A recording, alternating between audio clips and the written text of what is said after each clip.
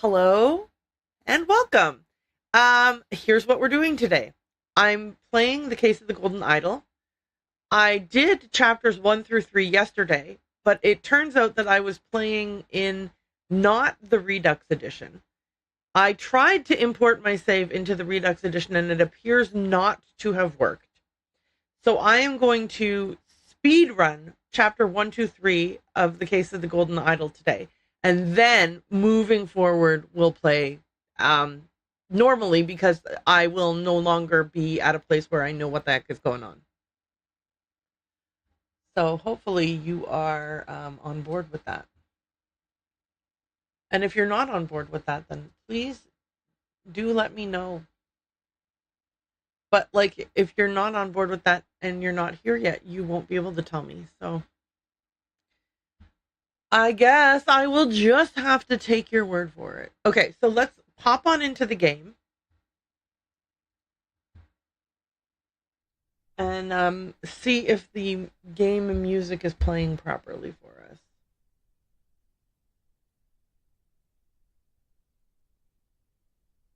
Is it?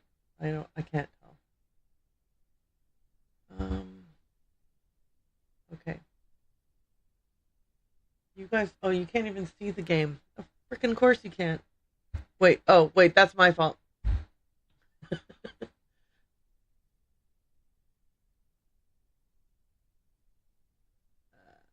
Okay.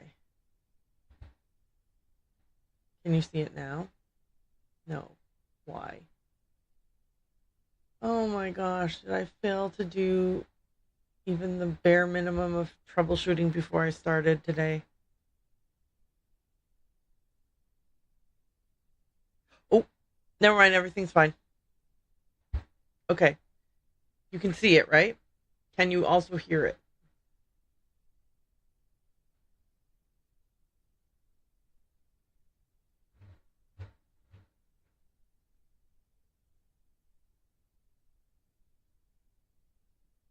I don't think that worked. Oh. No, you can't hear it, and I'll tell you why. Because I didn't do this. Can you hear it now?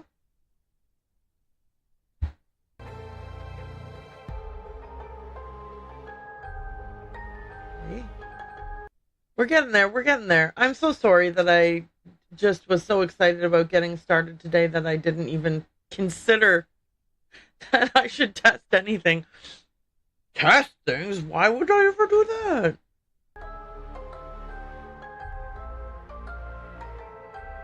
Okay, it seems to me like we're on the right track. So I'm going to go ahead and stop monitoring everything. I mean, I'm gonna play the game, but I'm not going to listen to myself talk to you about how I'm playing the game. You know, because that's distracting. But I am going to listen to the game. I think I am. Anyway. Am I? Hello, the game? Hello, the game? Can you hear me? Right now, I don't know if you can also not hear the game. I hate this kind of situation. Why can't I hear the game? Oh, never mind. It's because my my audio reset itself. It was like, you don't need to be listening to this anymore. I've decided to reroute myself to something that's not even plugged in. Thanks, Windows. I appreciate it. Okay. Get ready, guys. We are speedrunning chapters 1 through 3 of The Case of the Golden Idol. Here we go. Chapter 1. Prologue. An abrupt termination of contract. How to play. Study the environment to infer what has happened.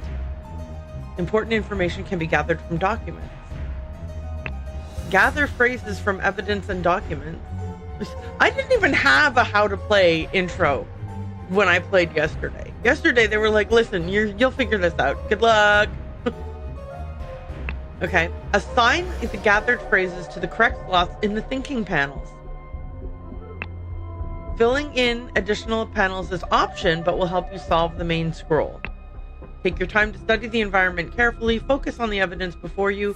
Even when facing great challenges, there is no need for guesswork. Yeah, yesterday I messed up. If you want to see, just go watch the last maybe 20, 30 minutes of yesterday's video. It's so embarrassing. But I was like, absolutely, this game is busted. It's not letting me complete this puzzle. I'm so upset. Wow, wow, wow. No, I'm just a dummy. It was just that I'm a dummy. Why is which side of me is cut off? Why am I cut off? What? Why did I don't know. Am I in frame now? Yeah, but it feels weird. I need to fix my camera. I'll do it later. Take your time to study the environment. Focus on the evidence even when facing great challenges. There's no need for guesswork. You can access hints if you get stuck. Okay, let's get started. So, here's the system saying to me, hey, there's some things you still have to look at in these 3 places. How cool is that? If I want to turn those off? No, I don't. That was for hints. How do I turn those off? Okay, maybe this is the tutorial one and I have to see all the little question marks. Anyway, let's go to it. So, we've got a pouch of tobacco and a pipe cleaner. And 2 bags filled with coins and gems. We've got a bag of medical instruments and some medicine. And a golden statue with a red stone and a bag filled with coins and gems. Okay, we're all set. I'm happy. We're in a good place here. So we found those things. Okay, none of these had clickable items to come down here. Oh my god, you have the ability to zoom in? Yesterday I zoomed in by accident, but I didn't know how to unzoom it, like how to zoom back out. Okay, a clue has been added to the thinking panel. Well, that's super cool. Both parties, January 5th, 1742. Both parties agreed to these terms for the expedition to Monkey Pie Island. Albert Cloudsley has rights to 2/3 of all valuables for funding the expedition, and Oberon Geller has rights to 1/3 of all valuables and any gold statues found for providing the map of the expedition site. Signed, Dr. Oberon Geller and Esquire Albert Cloudsley. Okay, cool. We've got a pipe and we've got a dagger. So, based on the information we have here, we know that this guy here is the guy with the pipe. So if I go look at the bags again, the tobacco is over here with the 2/3 of the goodies. So whomever has 2/3 of the goodies is this guy, Albert Cloudsley. Okay, so right there, we can now fill in his name. Albert Cloudsley. Boom. Done. Which means this other guy here is by default Oberon, whatever his name is. Ah! A scalpel. The same contract again. With, again, like, the clickable words are there, but, like, you can't really do anything with it. A medicine bottle. And now we have a map. Horn of Finger, Horn of Thumb, Ruins of Xenopolis, and Bay of Shadows. Okay, cool. So we've got all the hints, or all the clues are now available to us to fill out the answers. So, this guy is Oberon Geller. Woohoo! Identities filled in correctly. Booyah! And now we need to know where the camp is. And based on these 2 little islands that we can see here, it's clearly we're in the Horn of Thumb. So I'm going to go Horn of Thumb. Boom. Done. So now, here's how we fill in the scroll. Albert Cloudsley pushed Oberon Geller from a cliff on the Horn of Thumb on Monkey Paw Island. Okay, scroll has been fulfilled. No hints were accessed. While Dr. Oberon Geller was surveying the poor weather with his looking glass, his expedition partner, Albert Cloudsley, Esquire, suddenly pushed him off the cliff. Return to scenario selection or stay and explore. So let's return to the scenario select. We're going to do chapter 2. The untimely passing of a rural gentleman. So the last one was 1742. Today's August 23rd. We've got Woodshire, Crow Tower, and Blackfield as words that we can look at. This clue has been added to the thinking panel. Lead poisoning. Ladder. Spontaneous combustion. Sebastian Cloudsley.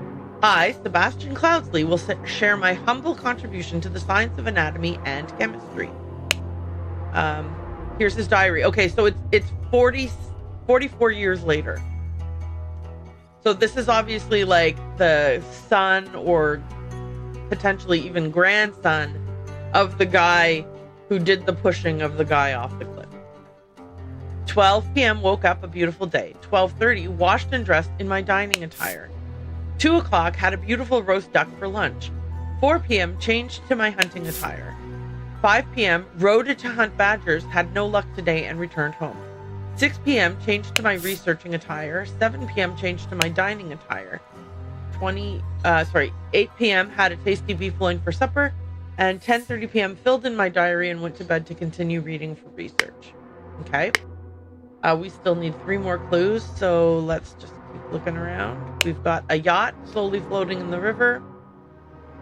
A horse running in the yard. There's the golden idol. And, here's another outfit.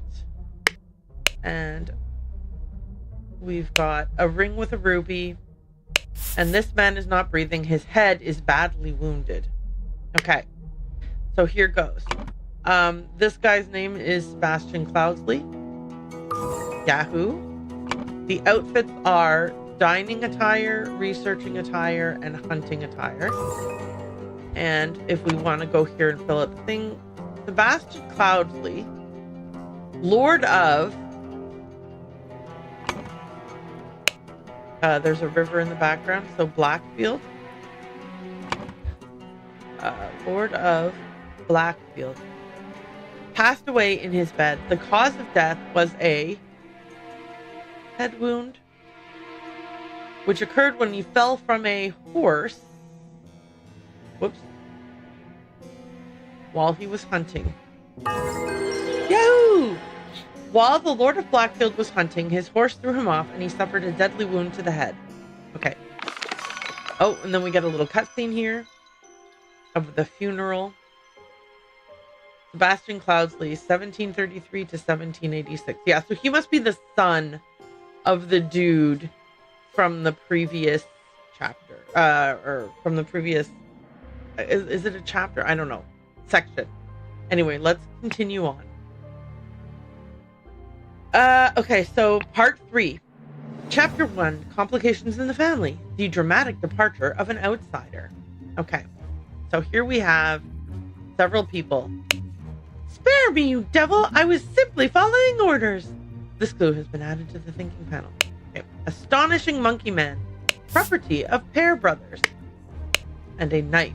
With, by the way, the letter A carved into the handle. This clue has been added to the thinking panel. This is a dude who is clearly on fire. A scorched horse brush. A scorched knife. With, if you can see it, there's a letter J on here. What the blazes? August Jockey Club Derby.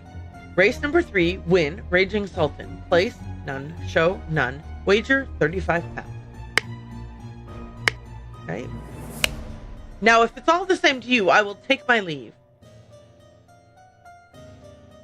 £1, 2 shillings, and 2 pence. A ring with a ruby. Here's the golden idol again. Spontaneous combustion. To perform the combustion trick, you must first cast a freezing spell. The sacred glyphs for combustion on the idol are this upside down J, a circle, and this kind of like, well, I mean, I'm not going to describe this. I hate this because I'm going to use English, you know, Arabic alphabet. Is it Arabic alphabet? What kind of alphabet do we use? Anyway, long story short, I'm going to be using my own references, which are not necessarily relevant. But anyway, here are the symbols, and they're the same ones that were in that piece of paper. Interesting. Ash Blair, finest tobacco. Oh, wait. The tobacco pouch labeled Ash Blair, finest tobacco. Okay, so you have to click on it. Okay. A saddlebag. That was weird that I clicked on it and it didn't immediately fix it. A dagger. 2 shillings and a penny. Prepare the carriage for tomorrow. We are to visit my nephew, EC. Stable rota for Adam and James. Monday, Tuesday, and Wednesday. James is horse grooming and Adam is cleaning. Thursday, Friday, Saturday, Adam is house grooming and James is stable cleaning. And do it properly, you lazy oaf. Okay. What an unexpected turn of events. An embroidered handkerchief that says EC on it. £3 and 3 shillings. A stiletto blade. Dear Edmund, it has reached my attention that you are seeking a capable new servant. I have just the man for you. David Gorin is an experienced coachman with a diverse set of talents, and I'm sure you will find very useful. If you are displeased with his services, do not hesitate to let me know. Yours, Theo. London Gazetteer. Lord Edmund Cloudsley's speech stirs Parliament. Okay, and the date today is Monday, September the 7th, 1786. So it's a couple of weeks after the other guy has passed away. Okay, we still have 16 more clues to gather. So here's a crest that's on above the door. Fat Lord, the Pear Twins. Graffiti with the words Fat Lord and the Pear Twins. Okay. Batley, Cloudsley, and Cubert. And we're at Batley's house right now. Based on the thing on the wall outside. Okay, we've got a note here. Nicholas Maker, attorney. A little paper on the book on the floor, sorry. Aphorisms by Sebastian Cloudsley. How to be happy, eat a hearty meal every day, and do not waste your time on trivialities. How to avoid being upset. Strive for that which holds meaning, and do not shrink from responsibility. How to be inspired. Take a walk in your forest and breathe the fresh air. How to avoid being scared. Feeling scared is a weakness. Be strong instead. This is the world's worst advice. I would not have expected one of your family to treat a legal document in such a way. I am appalled. And then he has 2 shillings, 3 pence. A ring with a ruby. Reading of the last will and testament of Sebastian Cloudsley, September 7th, 1786. Edmund Cloudsley is present. It says all 4 inheritors all present. Rose Cubert is present. Willard Wright, an associate, is present. And Peter Batley is present. And of course, Sebastian Cloudsley is the person who has passed away. Okay. Over here, we've got some stuff. August Jockey Club Derby. Race 6. Win, Spinning Jenny. Place no one. Show no one. Wager £50. So it looks like Batley is a gambler. Dear Peter Batley, we have sent you frequent reminders concerning the settlement of your debt, and yet to date the debt remains unpaid. We humbly request that you make your payments as soon as possible, or we will be forced to take this matter into our own hands. The debt currently stands at £255. Blackguard and Buck loans. Okay, so the guy's in debt. Big time. Dear Willard Wright. Dear Rose Cubert. I want you to put your sharp mind to better use than mere politics. Therefore, I bequeath to you the notes from the research I have undertaken on astronomy. I grant you leave to finish and publish it under both our names. So this seems like it's going to be referring to the person who gave a speech at Parliament or whatever. The EC guy, Edward Cloudsley, something like that. My late sister, your mother, disclosed your financial troubles to me long ago, and I resolved to help you. I bequeath to you a compilation of my aphorisms to provide direction to your life, which you so clearly lack. Okay, so this would probably be, so this is for Peter Batley. We met so rarely after you left for the colonies, or for colonies. Therefore, I bequeath to you my savings, land, and the Blackfield Manor House. Come home and establish a museum of my life and accomplishments. I'm not sure who that's for. I bequeath to you the golden idol of Xenopolis. You will know what to do with it.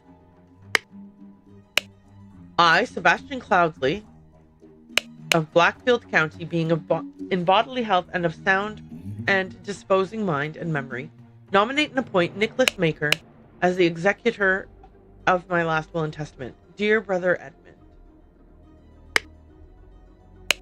Dear Willard Wright, dear Rose Cuthbert. Okay. Okay, so we've got all the pieces. We can put this together now. Actually, I guess we should do this first. Oh, I forgot the lady. My goodness. My apologies. He can be so badir sometimes.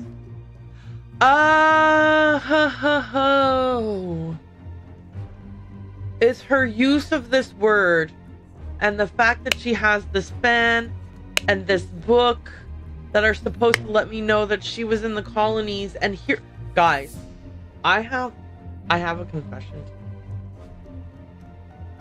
When I read colonies, my assumption was, okay, so first of all, this doesn't even take place in real world geography.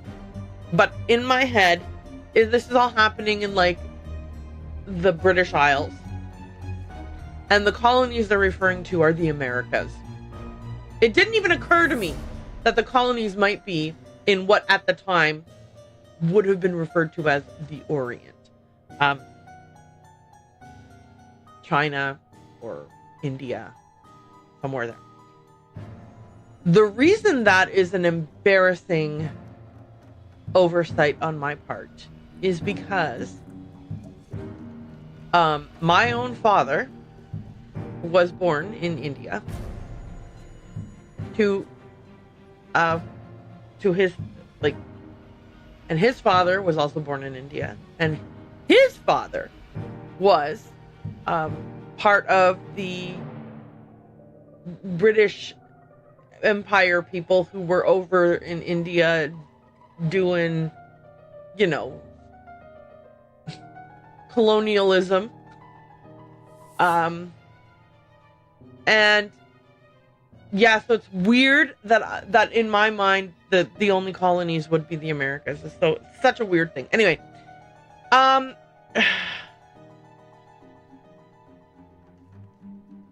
don't know. Anyway,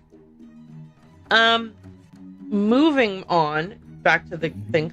So she's using so essentially the clues in this panel here are telling us, like, she's using words that are from a different language because she's culturally been living in a different place where she's been surrounded by a completely different culture than what maybe exists in where she's from.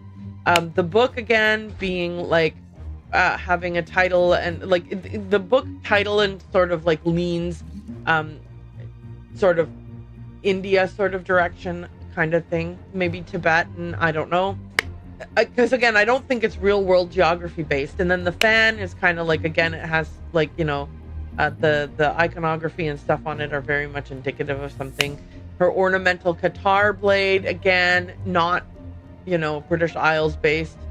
She's got 4 pounds in her pocket and 6 rings with various stones. Okay, so these clues I totally missed the first time. I just was like, well, by process of elimination, Rose Kubert is the one who was in the colonies. Like, but I don't even know how I processed of elimination did. I guess I just backed into it, like, with luck.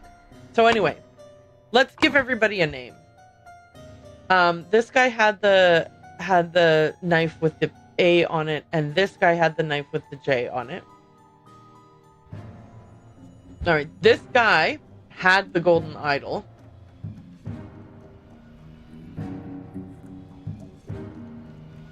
I don't remember what else he had in his pocket. This guy had the gambling thing, and there's a gambling thing both inside of his house and in his pocket. This is the sister. This is the brother, who also is a politician or interested in politics. This is the lawyer. This is the coachman. And by process of elimination, because of the content, like because of who all was supposed to be at the place, this is Willard Wright. Okay. We met so rarely after you left for colonies, therefore I bequeath my savings land and the Blackfield Manor House. Come home and establish a museum of my life and accomplishments. That's Rose Kubert. I want you to put your sharp mind to better use than mere politics. That's Edmund Cloudsley. My late sister, your mother, disclosed your financial problems.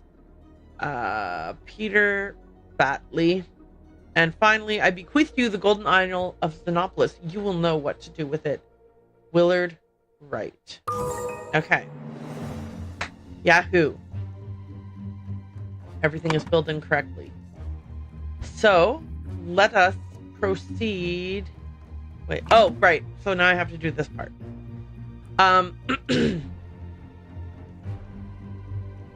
Someone was blank to receive blank in... Okay, we know whose will it is.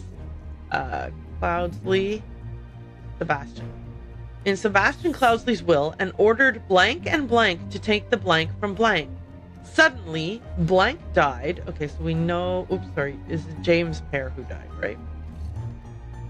Died from spontaneous combustion. Okay, so we can assume that Peter Batley is who was upset.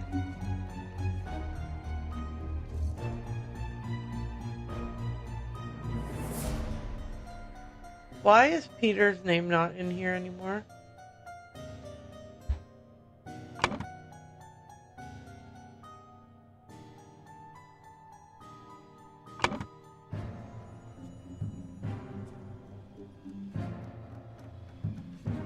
Oh, it's right down here. Peter Batley was upset to receive aphorisms in Sebastian Cloudsley's will and ordered Adam Pear and James Pear to take the idol from Willard Wright. Suddenly, James Pear burst into flames. Okay. Peter Batley, encumbered by his gambling debts, had placed high hopes on his uncle's testament. Upon discovering he had inherited nothing but a book of aphorisms, he tore up the will and ordered his servants to take the golden statue from the stranger Willard. Suddenly, one of the servants burst into flames. Okay. Moving on. Chapter 2, The Cursed Inheritance. The Murder at the Little Mermaid. Okay. So, again, we're just going to go in order real quick here. We've got a window. We've got a dude outside the window. Why did that bunker give me a note when he knows damn well I can't read? You can lie low for a couple of days in the old oarsman's place down at the docks. A piece of stale bread. An old rusty half of shears. Okay. We've got this. A trapdoor in the ceiling. An empty bed. Not warm. And that is some blue flowers. Okay. The door does not open. Okay. On this side, the door does not open. A trap door in the ceiling. White and yellow flowers. Revenge. Revenge. RR is written in blood on the wall. Okay. This clue has been... Okay, wait, sorry. This man is not breathing. A walking cane. A ring with a ruby. Okay. Shards of glass lie in the mud. Alarm! Alarm! A break-in! Watchman's lantern. Henry Parker. Watchman's alarm rattle. Watchman's spear. Okay. A washing bowl filled with slightly bloody water. Dear proud beast master, I have attended our departed brother's send-off and accepted the keepsake that he bestowed upon our brotherhood in his will. I shall send this letter tomorrow, September 10th. I hope it will reach you without delay. Already it is midnight. I will retire to bed, for this has been a long day. May Griffin awaken, proud beast initiate. Okay, so given that this is the second chapter in an ongoing story, I have to assume that the departed brother they're talking about is Sebastian Cloudesley. So the person who wrote this letter is Willard Wright. The watch is ticking. To my dear Maurice. Okay. Oh, and a music box. Okay. All right, I've got all the upstairs clues. Now let's go get the downstairs clues. Tell me, what does that man have that I lack? A hand of cards, 7 pence, a key, a small sword. Be calm, John. He was a perfect gentleman. He bought me a drink and then retired upstairs. A hand of cards, a stiletto blade, a key, 2 shillings and 4 pence. To Annie, you are beautiful like a rose. For you, I will take any blows. Annie, you are like a glass of wine. Your hair is very fine. I will find gold in a mine if that makes you forever mine. Your piglet full of love. Good Lord. Just deal the next one. It's all luck anyway. Remember, you as an agent of our trading company have to reflect its values to the fullest. Never be late. The client leaves the port on the 10th. Be persuasive. Do not take no for an answer. We must get the client's product. Be effective. Once you have the product, deliver it to me immediately with the servant boy. Most importantly, no matter what you do, be mindful of our reputation. Our names must remain spotless. A hand of cards, a key, 3 shillings and 2 pence, and a dagger. Okay. Oh, mother, forgive me. I will never gamble with something so dear to me again. A violin, a key, a Navajo folding blade.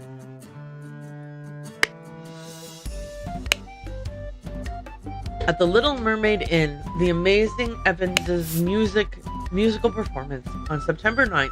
Event shall commence circa 11 p.m. Wanted.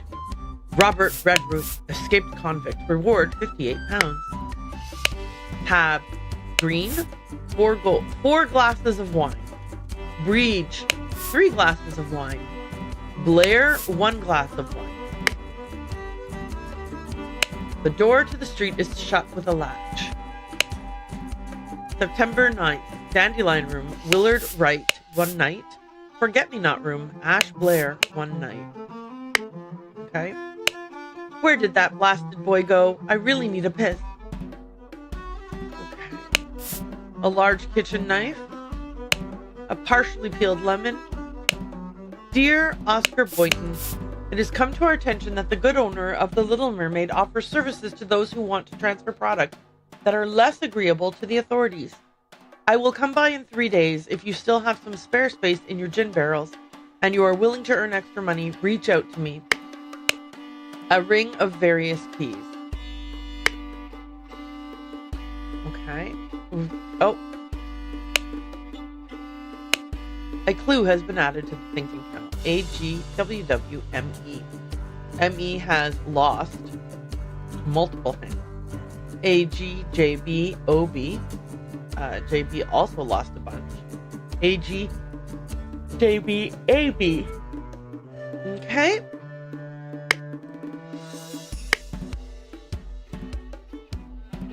Let's do the cards. So AG is Annie Green. WW is Willard Wright. ME is Maurice Evans. That's the fiddler. This is the guy who's upstairs in the room and has passed away.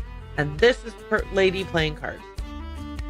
We have Annie Green again, and this time joined by John Breach and OB. That's the guy who owns the place, Oscar Boynton. And then finally we have Annie, John, and now Ash Blair has joined me.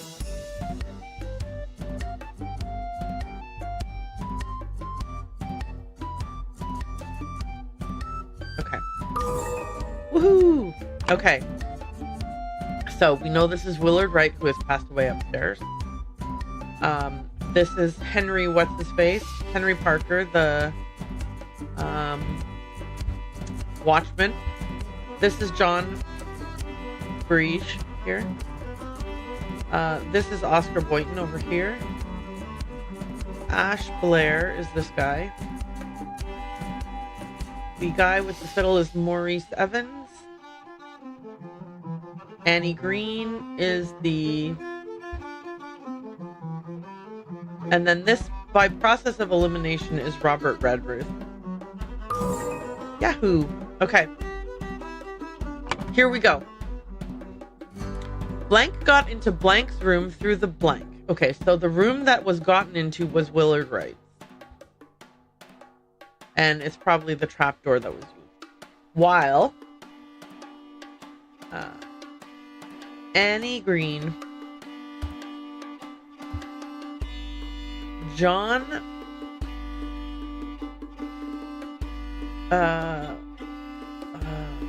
Breach, and I think Oscar Boynton were playing cards with loud music.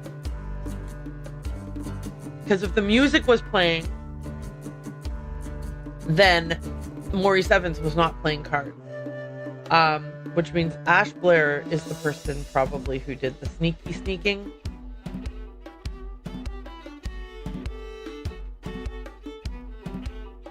A fight ensued upstairs and Willard Wright got stabbed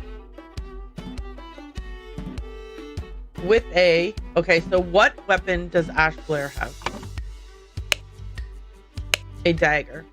And the whole revenge so-and-so thing on the wall is just to throw us off because he is trying... I mean, he's trying to frame the escaped convict, so...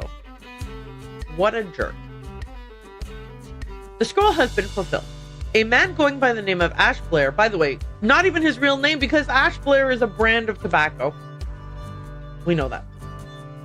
A man going by the name of Ash Blair crept into Willard's room through the trapdoor to steal something important, but when he opened the music box, it woke Willard up and a fight ensued. In the fracas, Ash stabbed Willard and attempted to frame an escaped convict. But he did not get the idol. He was there looking for the idol, but we know that the idol... Good morning, innkeeper. I heard a man was murdered here a week ago. A deranged convict did him in. No, now bugger off. Tell me more about the evening when Willard Wright died. I'll make it worth your while. And this is the guy has had a ring with a ruby. Might be significant. We've been seeing a lot of rings with rubies.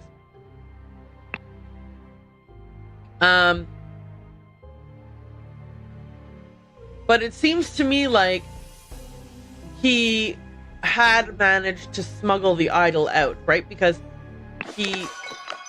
Oh, what is happening here? It seems like he might have managed to successfully smuggle the idol out, based on this letter here. It has come to our attention that the good owner of the Little Mermaid offers services to those who want to transfer products that are less agreeable to the authorities. I'll come by in 3 days. Oh, wait. In 3 days on September 11th. Oh, no, okay, maybe that's not got anything to do with it. Or maybe the reason he was here was because he knew that there was a smuggling potential. Anyway, let's go on to the next one. The intoxicating dinner party. Okay. This person here has an expensive cigar in their pocket that they seem to have stolen. Little Pip, run to the city and grab me some Ash Blair tobacco and a bottle of gin. I will pay you when I am back. Signed, David. Okay, an overcoat and a hat. An overcoat and a hat. A box of cigars. Yeah, see, I think that Pip stole a cigar from this coat. Dear Miss Richards, I enjoyed your company tremendously when I visited your father last month. I am certain that you would wish to hear the rest of my thoughts on the shortcomings of our society. I invite you and your father to dinner on April 8th at my manor. Sincerely, Edmund Cloudsley. So it's now March 1st, 1788. So it's another year and a half later since the last things that happened. Dear Mary, here's something for your diary from me. For you, I would fight a tiger and win. Peter Batley, 1788, March 5th. This guy's such a desperate loser. Anyway. Is there anything else to click on? No. Okay.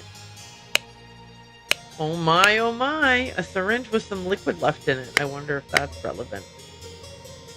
Okay. Let's see what we've got here.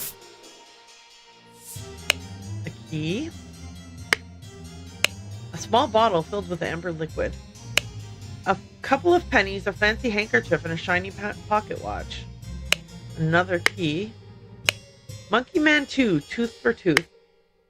Monkey Man 1 versus Striped Dark Tan. Okay. The door is locked. A set of lockpicks. Ash Blair's finest tobacco. A pistol. A dagger. And a note that says, David, clean up the barn until Wednesday. I plan on to continue experimenting with the artifact. A little bag with 2 keys in it. This door is locked. A stack of candles. April 7th. Dear Diary, this has been an ordinary day, mostly spent in preparation for tomorrow's dinner event. I do believe the time has come for me to ask for a raise in salary after all these years I have loyally worked here. It's a difficult conversation to be had, but I will strengthen my will and talk to Master about it tomorrow. Ink. £1, 2 shillings. Porteous, the wise slave. Fables about rulers that make you think. And then we also have some paint and a political cartoon or politically motivated propaganda poster. Down with parasites! Too long have they feasted on our blood and sweat. So this is obviously some kind of aristocrat, and this is someone from a servant class, it looks like. Okay. Oh, I'm gonna look at them in this order because I forgot that she says something and then the other person replies. Of course I can give you some candles for your room, Lucia. I assume you are itching to continue reading that scandalous novel. She's also got a simple key and a letter that says, Dear Ada, I have to use this letter to share good news. There's no substance to the claims that your late husband used his position to squander church money. The judge has decided to remove all accusations and you will be no longer a target of baseless gossip. I truly and sincerely hope this will provide some comfort in these dark times when ignorance and impudence go hand in hand. May our Lord steward over our poor souls. March 4th, 1788. And then she replies, Thank you, dear. No, I threw it out. I do not read such dirty literature anymore. I do hope our master's guests are satisfied and that Brian served everything as instructed. And we have another note. The dinner party will take place on April 8th. Everything should be ready before noon. Prepare roasted boar. Young Ms. Richards appears not to enjoy meat, therefore prepare some alternative side dish. And we got a key and another key. Okay. To Mrs. Smith for 3 years of service. Mrs. Smith, 2 eggs and a pot of tea each breakfast. No heavy food for dinner. You are responsible for little Pip doing all of his errands. Mr. Walker, I am to be woken and dressed at 7 a.m. I expect to receive my daily newspaper by noon. Mrs. Baker, I expect all my rooms to be cleaned every day, twice on the days I have visitors. And NB, which is like, and please note, David Goran's job requires that he may arrive or leave during the night. No complaining about this. Okay. We've got a pantry. Oh, sorry, no, it's the door to the outside. The door to the outside is not locked. Then we've got a pantry. We have bread, lemons, potatoes, flour, water, vegetables, and meat. Okay, and then in this little cupboard we have wine and brandy. Okay. Oh, we have not searched this little cubby fully. Oh, I have to click. A tobacco pouch labeled Ash Blair's Finest Tobacco. That's so weird that the Ash Blair thing, you have to click on it twice. Okay, upstairs. Another servant's room. This one has a pair of twig dolls and a bottle of pink liquid, partially empty. Once your target has ingested the love potion, establish eye contact and hold it for as long as possible. In most cases, the effects will be felt within 2 days, depending on your own appearances. Fascinating. 4 shillings and a penny. I will not change the rule that the staff member who has worked here the longest gets the bottom room. Do not bother me with such nonsense again. M. Mademoiselle, the laceless count, the besmirched lover of Lusitania. This is that smutty novel that the lady said she doesn't listen to anymore. A knife. Raulo Cthulhu, Star Child. Remember to take the 4th one from every row. A stack of candles. An ink pot. 3 shillings and 2 pence. And this door is locked. This door is locked. But look, there's a little, the string that goes down to that little pouch with the keys is outside of this window. We have a book here. Dr. Abram Anderton, Secret Codes. Such trivial ciphers as reading only the first word of every line are easy to produce on short notice, but extremely unsafe and easy to decode. Consider this simple example. Money as denominator of value has evolved and changed a lot. Still, in savvy hands, it is a powerful tool. Money has changed hands. Platinello, Ideal Republic. Visions of a utopia with order and structure. And then we got a locked box here. Due to the sensitivity of your stomach, I advise abstaining from alcohol for the next month. Also, consider a glass of Peptic tonic before eating to avoid upsetting your digestive system. We have 2 bottles of Peptic tonic. They're sealed. And a sealed bottle labeled opium. Okay, and then over here we have Mrs. Baker's starting date is 1787, August the 1st. Position housemaid, yearly wage £9. Dear Edmund, this cannot continue. Since my return and move to Sebastian's Manor, he has asked for financial support 7 times. He clearly is unable to take any monetary responsibility. Please, I need your help, my dear brother. Sincerely, Rose Kubert. That was written February 10th, 1788. Dear Edmund, this is written on March 10th, 1788. Dear Edmund, I like your idea. Let's send him to colonies where his violent nature will make him feel at home. I hear you are having dinner with Lady Mary and her well-to-do father, Lothar. If Peter and I were to join you, we could beguile him with tales of adventures in the colonies so we can ship him away. Sincerely, Rose Kubert. Okay. And then we've got a locked cabinet. This has the idol in it.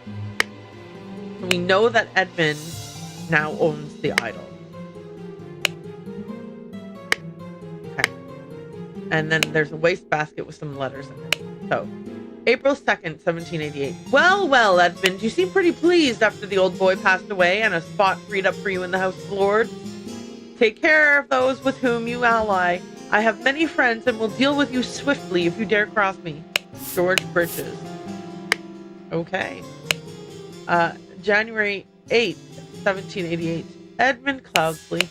Once more, you have failed to answer our requisition. This is the last warning you will receive. Your transgressions against us demand amends.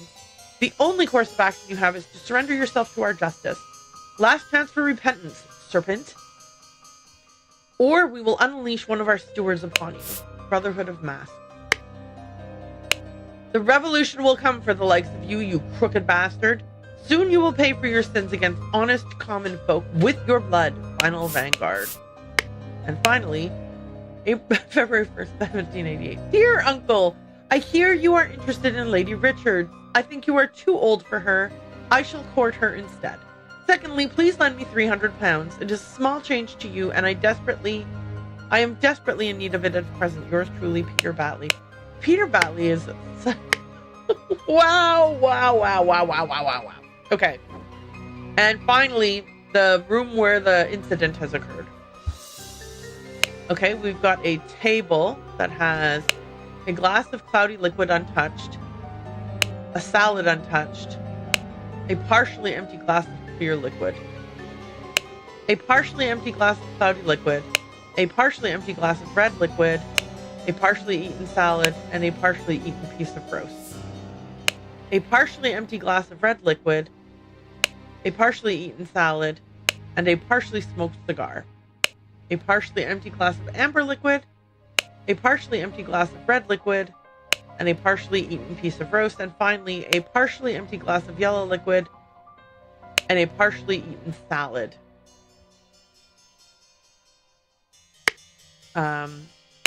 This is horrible. An embroidered handkerchief. Okay. It's poison. Nobody touch a thing and nobody move. I'll send for a doctor right away. That's Edmund Cloudsley's handkerchief, and he's got 2 keys on it. Okay. She does seem rather unwell. It's extremely upsetting. 4 pounds and a shilling. This clue has been... Oh, sorry. The lady is not breathing, and her face is blotched. There's the fan, the rings, and some money. You killed my aunt, you devil! I should execute you on the spot. Peter Batley. So dramatic. He's got a fork in his hand. And look, I like the idea that he's a consummate gambler, so he brought cards with him to the thing. Oh, my lord, this has nothing to do with me. Note to self. If you get frustrated when working, remember the tale about the rich lord who married his donkey, and you will feel better. 1 shilling. 2 different keys here, and then a small simple key. Ensure that the beautiful lady sits next to me during dinner, and I will slip you a shilling. Signed, Peter. Okay, and finally, we've got an opaque bottle labeled water, a roast, a salad bowl, brandy, wine, lemonade, and peptic tonic. Okay, let's get to work. First, giving everybody a name. So we know that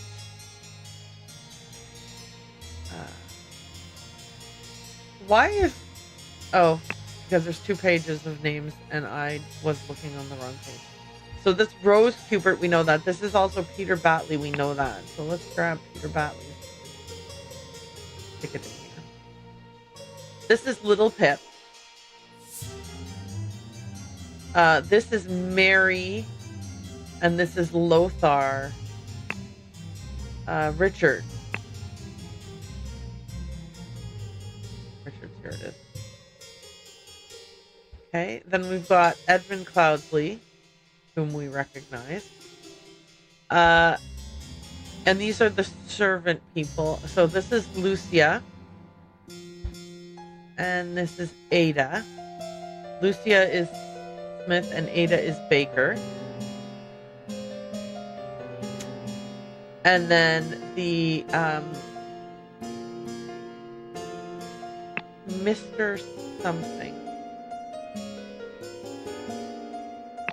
Okay. She called him Brian.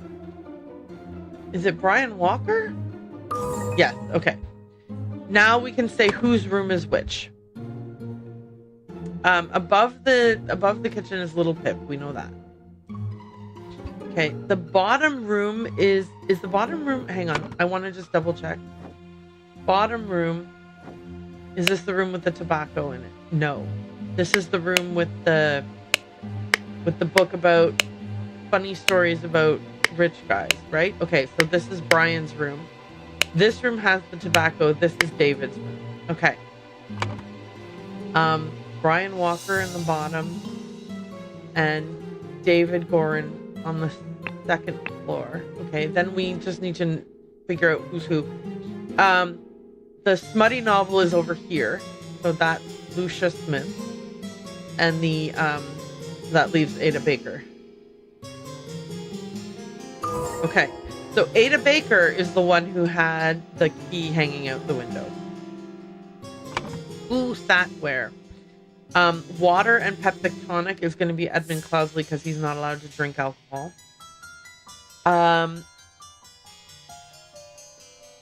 Salad only, and a salad only, but this one has a cigar and this one has no cigar. So that's both of those are the Richardses. Mary had only salad and probably doesn't smoke a cigar.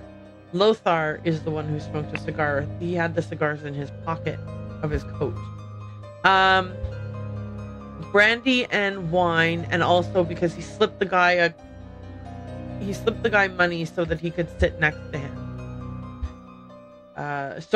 He slipped Brian money so he would be seated next to Mary. So this is Peter. Badly. And then finally this is Rose. Obviously the peptic ulcer medicine is what the poison was in, because she drank some and Edmund didn't. Okay, here we go. Somebody wanted Edmund Cloudesley dead. Therefore, someone poisoned the tonic and hid the necessary key in a bag. So we know that it was Ada. Ada Baker. At the dinner party, Rose Kubert ingested the poison and died. Okay, so who wanted Edmund Cloudesley dead? Well, we have to go back here and see what's what. Okay, so Ada has a letter on her, and there's a note in her room that says the fourth one from every row. 1, 2, 3, 4. This substance to remove target. Sincerely, Dark Hand Stewart. Okay. Oops, wrong button.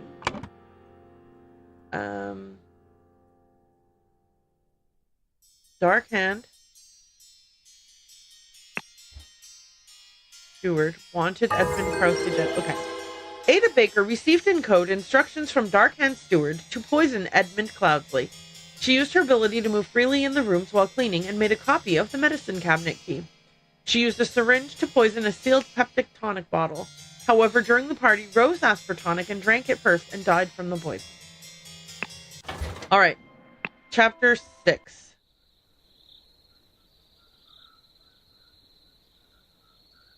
Explosive events in the forest cabin. Okay, let's do this. Burkham Workhouse is written on the cart. Henchman for hire in Timberbrook region. Billy Cracker, Oakwood gang brawler and robber. Hardy Abe, Burkham Workhouse brawler, has a cart. Little Billy, Hobbs gang burglar, enters through chimneys. Jack Nails, Timberbrook inn burglar and picklock. A box of confectionery and I guess it's an advertisement for hats. Okay, in here we have this clue's bad. Okay, so this is David, right? One of the old workhouse geezers croaked yesterday. I will arrange for a cart to move the corpse if you send me directions, and be quick before they bury him. I do not want to dig up that stiff. The man is breathing but appears to have lost consciousness. Sorry, I forgot to read that out loud. He's got a key, a loaded pistol, 5 shillings and 3 pence, and I do not care what means you use to acquire what I need, but remember to be discreet as always. Note that I do not want it to be decayed. The more recently it has died, the better, E.C. So this is a letter from Edmund. A scarecrow in a wooden coffin. Everyone, you are not to visit any village or city without my permission. At no point may you disclose the location of the cabin. Mr. David Gorin, you are in charge of all security and arms. Mrs. Lucia Smith, you will taste any food you cook before it is presented to me. Little Pip, you are in charge of Black Bestia and Golden Doubloon. Both must be fed daily. Signed, Edmund Cloudesley. So it seems like after the murder attempt on him with the poisoning, Edmund has become paranoid and they have run away to a cabin in the woods and he's now doing everything to keep himself safe. Brrr. Okay. Ah, by the gods, what was that? Gentleman robber strikes in Westbrook. The infamous gentleman robber Walter Keane, with a number of unnamed associates, held up a coach on the southern road leading out of Westbrook. The scoundrel robbed the passengers of all their valuables, kissed a young lady, and then left. This is already the 5th robbery by the infamous gentleman who, as is his custom, appeared wearing an impeccable suit and a new hat in the latest city style. The reward for catching Walter Keane has been increased to £100. Okay. This must be Walter Keane right here. A sword, a wrapped piece of confectionery, a ring with a ruby, and a loaded pistol. You see his fancy hat and his fancy suit. All right, over in here, what do we got going on? Holy cannoli. All right, we've got a sawed through or broken in some fashion latch. And then the other side of the door. This clue has been added to the thinking panel. A club. Okay, this guy's got a tattoo of nails. This clue has been added to the thinking panel. I finally have the location of my target. Meet us on 10 November Friday in the Timberbrook Inn and bring all your tools. You get your share as we agreed. WK. A set of lockpicks, a saw, and a loaded pistol. We've got here a rotten apple and a green apple. So like an apple that is rotted and one that is more fresh. We have the idol. A small weight is tied to a pulled down lever at the back of the idol. Oh, this clue has been added to the thinking panel. It's got a book in here. Vacuum. This simply did not work. After I aimed at a sealed vessel and activated the idol, both air and vessel disappeared. So this symbol didn't work, but this did. Attempted with this input, and it was definitely an improvement. It decreased the amount of air, but curiously did not create a complete vacuum in the sealed vessel. Okay. Gold filtering. The target must contain some gold for this to work. Seawater is a suitable target, for example. However, a great deal of seawater would be required for this to yield any significant amount. Perhaps I should try it on a ship in an open sea. And then we have this symbol and this symbol. First step, get gold by aiming at the target. This symbol and this symbol. Second step, aim it at an empty vessel to retreat. Unknown effect 14. With these symbols. If the implications of this are what I surmise, this could be a tremendous discovery. The next step is to progress from fruit to some more advanced matter, or more advanced organic matter. I must ask David to fetch me a dead body for further experiments. This is vitally urgent. I think they think that they can revive the dead. Spontaneous combustion. You cannot combust the target if you have not performed the freezing beforehand. Interesting. The speed at which heat is increased appears to be influenced by how strongly I press the trigger and how long I have performed star blah blah before it. Freezing. Observation. Freezing the target rapidly can create curious side effects. For instance, I should be careful when freezing water in a sealed bottle. It exploded and the glass shards flew everywhere. Safety notice. Upon pulling the trigger, if the glyph input is meaningful, the idol will perform the intended action on the target it can see. If red, it is ready for this input, and it will turn blue afterwards. If the eye is blue, you can only perform this input, and it will turn red afterwards. Okay. Here's a shard of a vase. Oh, there's something else in here to look at. Oh, the pistol. A pistol loaded. Okay, so we've got all the clues. Let's go here and give everybody a name. Oh, wait, we're missing a person. Who are we missing?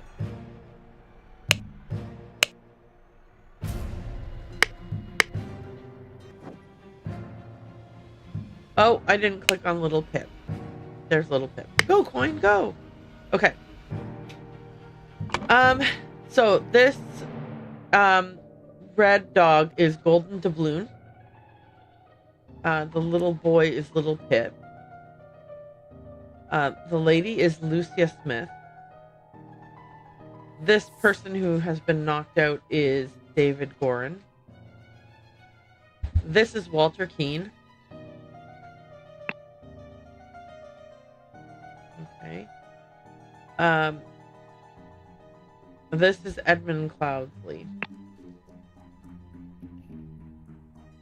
We have 2 people here. So these are going to be 2 of the thugs. This guy had the nails tattoo, and this guy has just only a club with him. So let's go outside and take a look at the list. Billy Cracker, Oakwood gang brawler and robber, Hardy Abe, Burkham workhouse brawler, has a cart. Okay, so there's the cart here. So I'm gonna say that guy's Hardy Abe. Little Billy, Hobbs gang burglar, enters through chimneys. No, that wasn't what happened. Jack Nails, a Timberbrook burglar with a picklock. Okay, so that, I think that's pretty clear that this is Jack Nails and this is Hardy Abe. Okay. Then we learned some stuff about the idol. This symbol is increase and this one is decrease. This symbol was gold. This one was air. This is matter. And this is heat. All right. Anyway. Okay. So, blank blank needed a blank. Okay. So, Edmund Cloudsley needed a corpse. David Gorin, along with accomplices. No, you know what? I think actually that maybe it's going to be Walter Keane along with accomplices, delivered a coffin. Upon entering, something. Okay. Upon entering, I think Hardy Abe suddenly clubbed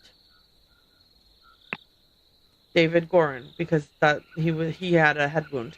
Meanwhile, in the other room, Edmund Cloudsley increased the amount of air in a sealed vase.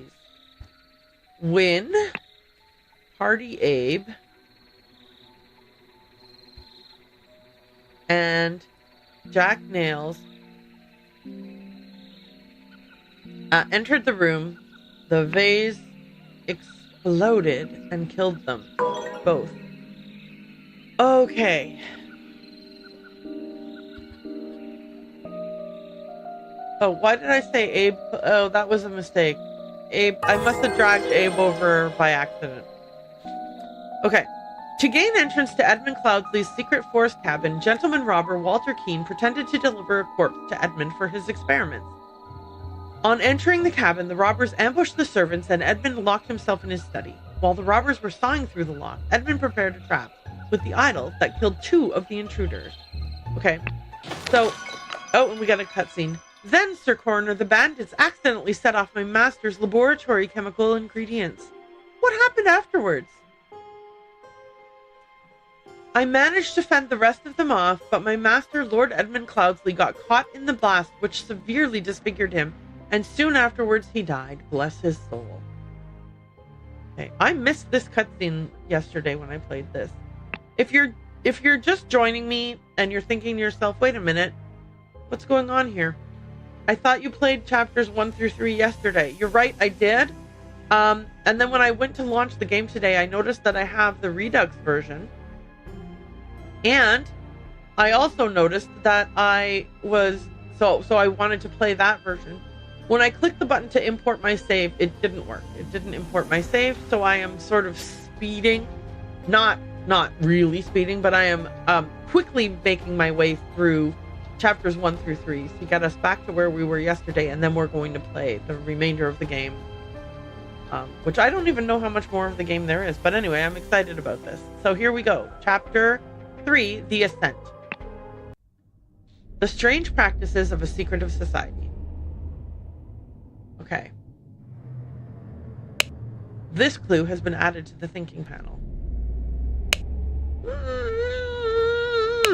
This person has a tattoo of a hand and an eye. A loaded pistol, a coil of rope, a shabby formal coat, To David Gorin for reliable service from EC. A dagger. David, the gathering will be on March 14th. To follow our plan, we should be there at least 2 hours before midnight. The target will arrive in full costume. Grab rope and weapons. WK. And again, Ashblair tobacco. Okay, so we know that this bag belongs to David Gorin. We have a fancy hat. So we can assume that the WK in question here is Walter Keane.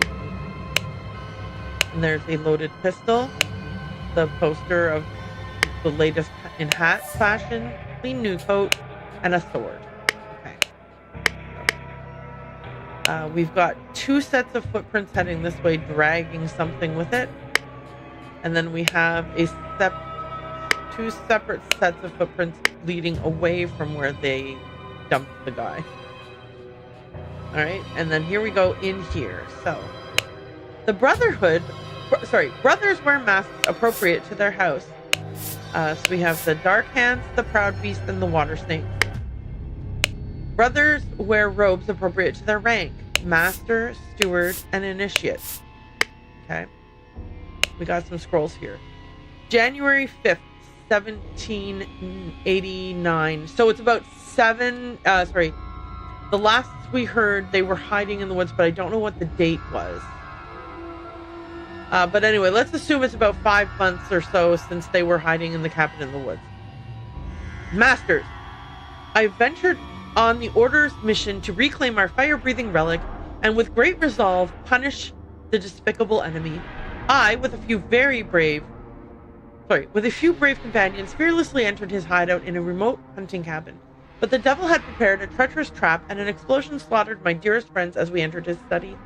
Thanks to my sturdy physique, I survived the blast, only to be assaulted by the enemy's lackey, assassin warrior David Gorin, and a pack of bloodthirsty hounds. I will say this.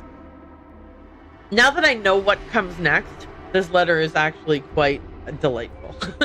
After an hour of fight, I received numerous deadly wounds, in spite of which I prevailed, and defeated my assailants with my martial training. I discovered the enemy's dead body, slain by the trap of his own making, but no trace of the relic. I am forced to go into hiding because the government's watchmen are tracking me. Once I have recovered from my deadly wounds and shaken off the watchmen, I will send you the next report. May the Griffin awaken. Walter Keane. Okay, so this is back in January 5th, 1789. Then, so 10 months later, in October, or no, whatever, 10 months later. Masters, I must apologize 1,000 times for my absence, but my road to recovery was full of peril and valor that cannot be sufficiently conveyed in writing. The government dogs and spies chased me tirelessly, and I was forced to seek refuge in Aquitania to recover from my still dire wounds. There, I finally bested my pursuers with the help of Lazarus Hurst, a young, resourceful gentleman whom I met in a remote manor one dark winter's night. Not only did he earn my trust by stepping into the fray against the villains, but he turned out to be well-versed in the arcane art. Of course, not yet close to your skills. I have finally recovered and plan to return to Albion. I suggest that Lazarus would be a fine addition to the Order. I vouch for him and will invite him to undergo the appropriate trials. May the Griffin awaken. Walter Keane. Okay. And then, a few months later, January 16th, 1790, Illuminated Masters, I object to the admittance of the individual Lazarus Hurst to our brethren. I submit that our dark-haired brother, Walter Keane, who vouches for him, cannot be trusted because he is a liar and a thief. This is true. He is a liar and a thief. I am certain that on dispatching our enemy, he kept the golden fire-breathing relic for himself. Nothing will move me on this. He must produce the relic, apologize personally to me, and afterwards be expelled from our brotherhood. Sir Geoffrey Sinclair. Okay. In here, we've got some trials, like a depiction of some trials happening here. I don't know what these mean, but they are. Here's a scroll that says, Inception, you must endure the tests of whatever these mean. Slow, fire, water, and I don't know. Evaluation, transition, and admission. In any event, there are several types of trial that you might do. I have signaled to Griffin, who I am, and I accept my fate, whatever it may be. Prepare to receive what you have earned. February 10th, 1798. Brother, a member of our order has proposed a new candidate to join our brotherhood. Our brother's trustworthiness, however, has been challenged. Therefore, we have decided to take measures to resolve the fate of these individuals. If the brother proves himself, he can vouch for the newcomer. If the newcomer survives the appropriate trial, he will join our ranks. You are summoned to join our gathering on March 14th and fulfill your role in the rites of the Brotherhood. Council of Masters. Okay, so this is February 10th, 1798. There's a brand of an eye and a brand of a lion, a ruby ring, and a second ruby ring. So one is for himself, and then one will be given to this person once they undergo the challenge. So 8 years has passed. So 9 years has passed since since Walter Keane, did the thing, since the cabin in the woods, etc., etc. And then Walter is suggesting that Lazarus Hearst might be a good person to join. And this guy was like, nah, he's terrible. That was all 9 years ago. Okay, we're going to go upstairs now. So we've got, done when an accuser has challenged a defender.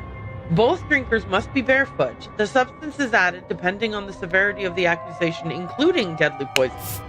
Add the substance to one of the cups. The defender chooses first. The accuser chooses the remaining. Both partake in the wine cups, and whoever lives or doesn't get sick or whatever is the one who wins it. We have some rituals. We have the ritual of squabble. Only initiates can be defender and accuser. The sword must be borne by any dark hand, and the required decorations in the hall are the Grim Reaper, the never-tiring teacher, and the feeder of mouths. We have the ritual of conflict, where the accuser must deeply hate the defender. The sword must be borne by any initiate, and required decorations in the hall are the never-tiring teacher, the keeper of treasures, and the mirror of the soul. We have a ritual of dispute. Only stewards or higher rank can be defender and accuser. The scepter must be borne by the water snake master, and the required decorations in the hall are keeper of treasures, never-tiring teacher, and grim reaper. And finally, the ritual of discord. The houses of the accuser and defender stand behind their brother. The scepter must be borne by dark hand master. Required decorations in the hall are the speaker to the blind, the grim reaper, and the keeper of treasures. We have a grim reaper here. We have a keeper of treasures, and my assumption is that a book would be the never-tiring teacher. So the ritual happening here is the ritual of dispute, which means the scepter is borne by a water snake master. So this is a water snake master right here. Scepter, ruby ring.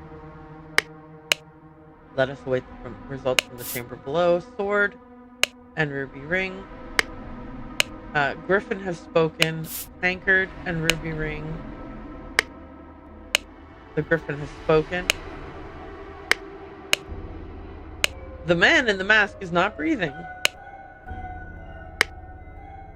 2 cups on a stone altar. They contain some wine, but are almost empty. The griffin has spoken. A tray with a small vial of unknown substance. A ruby ring. Okay. So one thing we know for sure is that this is a water snake master. So, water snake master. Okay. Then, what else do we know? How do we... Okay. The 2 people who are doing the thing are stewards or higher. Well, they're obviously not masters because they're not wearing the white coat. So the steward coat is the green coat, which leaves the purple coat for initiate. Okay, so that's good. We did that. What else can we find out? Anything here that can help us? Oh!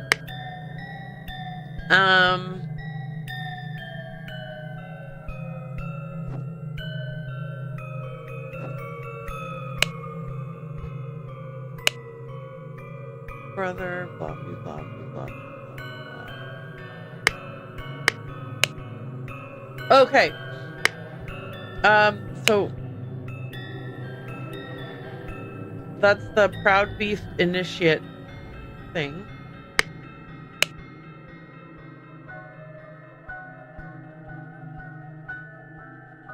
Okay, hang on.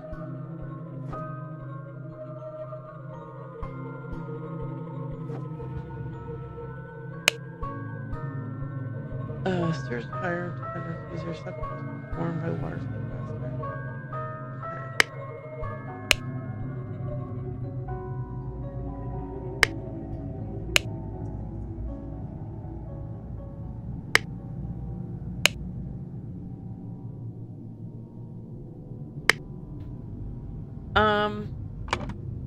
I have no idea how I knew which of these was which.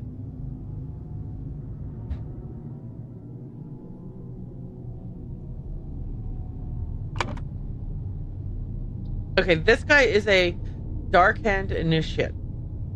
That I know. Okay. Okay, so this is a Water Snake Master. And this is some other kind of master. This is an initiate. Oh!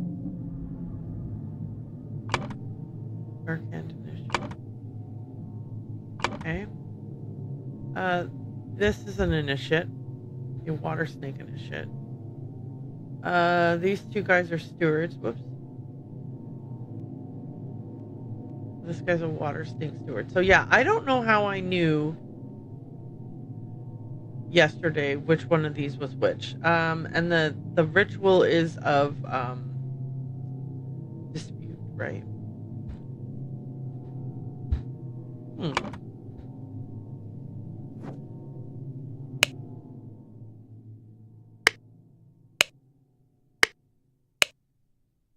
Yeah.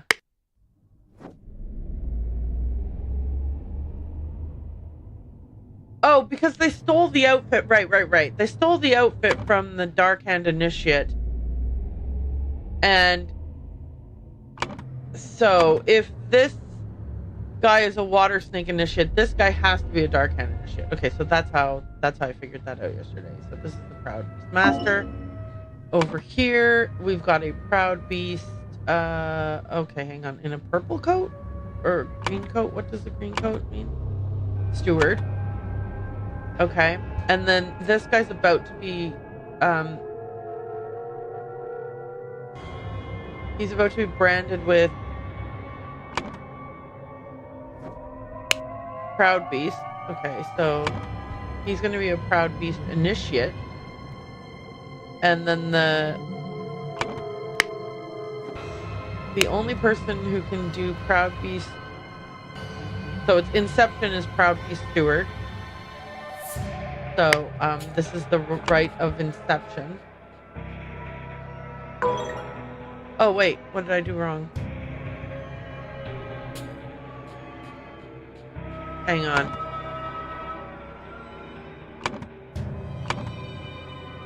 Proud Beast.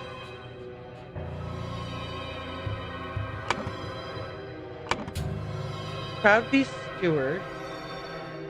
Hang on, let me make sure that I'm right about this. Proud Beast and Dark Hand. Okay. This guy's a Proud Beast Steward, and this guy's gonna be a Proud Beast Initiate, and so why is that? Why is the...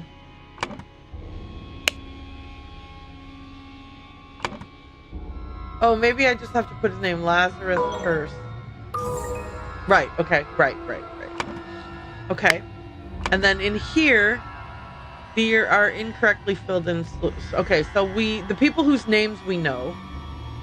Walter Keane.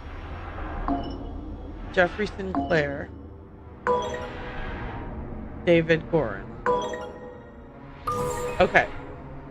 Now we can do the thing. Okay. Walter Keane was challenged to a dispute ritual. He, with David Gorin, ambushed a Dark Hand Initiate? Wait, was it Dark Hand Initiate? Yes. Ambushed a Dark Hand Initiate. David Gorin, posing as the Dark Hand Initiate.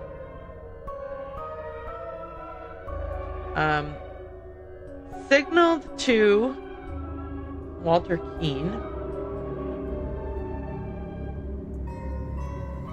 with a tankard, which cup had no poison.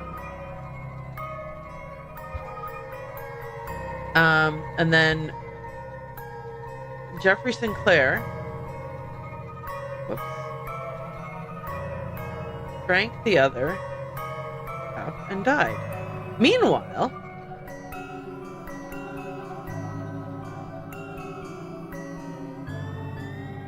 Lazarus Hearst passed the Inception ritual to become a Proud Beast initiate.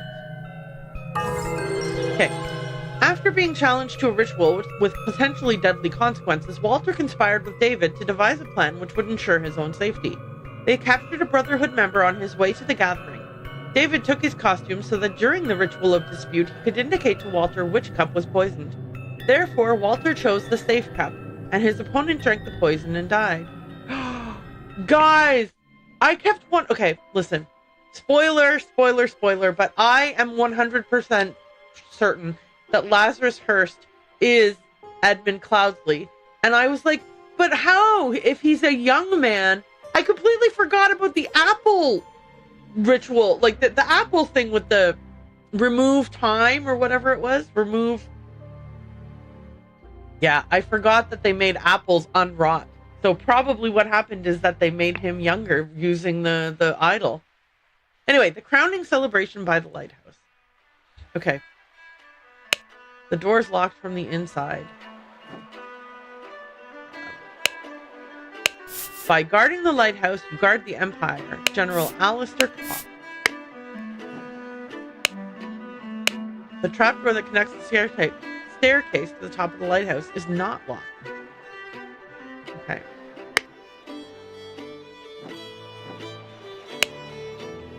There's several footsteps back and forth here. His arm appears to be broken.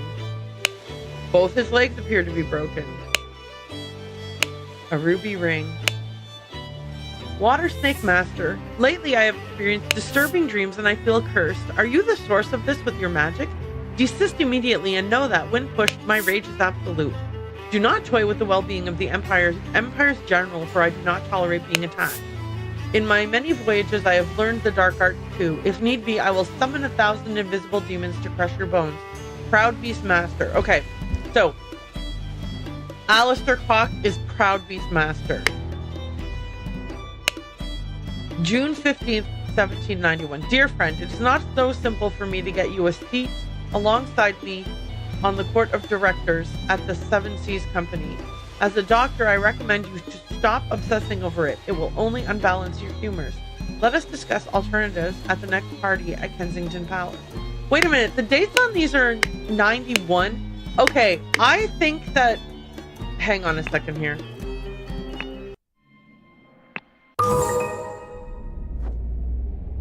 I was like reading a lot into this date, but I think this is a typo.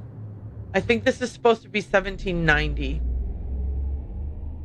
And 8 years has not passed. Okay, that's all. I just wanted to say that. Okay, we're going back here. We're still not done looking in his pockets, right? Okay, dear friend, it is not so simple for me to get you a seat alongside me at on the court of directors at the Seven Seas Company. As a doctor, I recommend you to stop obsessing over it. It will only unbalance your humors. Let's discuss... Oh, I already read that. Okay. Oops. Hang on, I'm not done. A broken piece of something. This man is not breathing and has a severe wound at the back of his head. Okay. Here we have... What an honor to experience such a historical event. And we've got a watch, a ruby ring. June 3rd, 1791. Dear Water Snake Brother Maker, As the director of Seven Seas Trading Company, I do not assess work applications. Please go through the official channels so my staff can evaluate your credentials as an attorney. Dark Hand Master JT. Protocol of an attempt to demonstrate a miracle. June 23rd, 1791. The location: the lighthouse on Gull Islet near the Horn of Codhead. Time: noon. President: Lord Angus McBain, Lord Alistair Cox, Dr. James Turner, Sir Walter Keane, Mr. Lazarus Hurst, and in charge of the notes, Mr. Nicholas Maker. Okay. Here, I brought back your staff, O Griffin Reborn. The hat. So this is Walter Keane. May 14th, 1791. Dear Master McBain, these threats to contact the Chief Inspector about my past offend me greatly. Being an honest soul, I have no choice but to comply with your base demands. I may have invited Lazarus into our brotherhood, but he has not shared all his secrets with me. Luckily, I had an opportunity to see him practicing this miracle. He has a magical artifact hidden in his cane. When performing the miracle, he input the following glyphs. Then he presses a small lever on the handle of the cane, and it grants him the powers to demonstrate the miracle. I have no doubt that the staff will work just as well in your hands as in his. Dark Hand Steward. And then there's...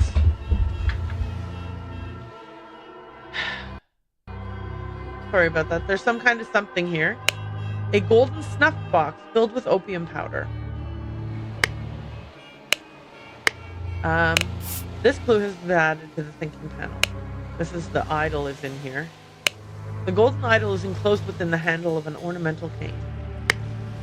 And then there's the other broken bit of the cane. And a ruby ring. So my cat did run by and step all over my keyboard. I think she didn't turn anything off or ruin anything. So hopefully I'm corrected. Okay, we've got a heavy set of wooden oars. 5 strange looking masks. Okay, that guy's wearing a specific kind of shoe. He's wearing a specific kind of shoe. He's wearing a kind of shoe. I guess that's to tell us who walked back and forth. Okay. That was an actual miracle. Unbelievable. So there is a Griffin Reborn. A ruby ring. And a seal. Okay, this seal. VII.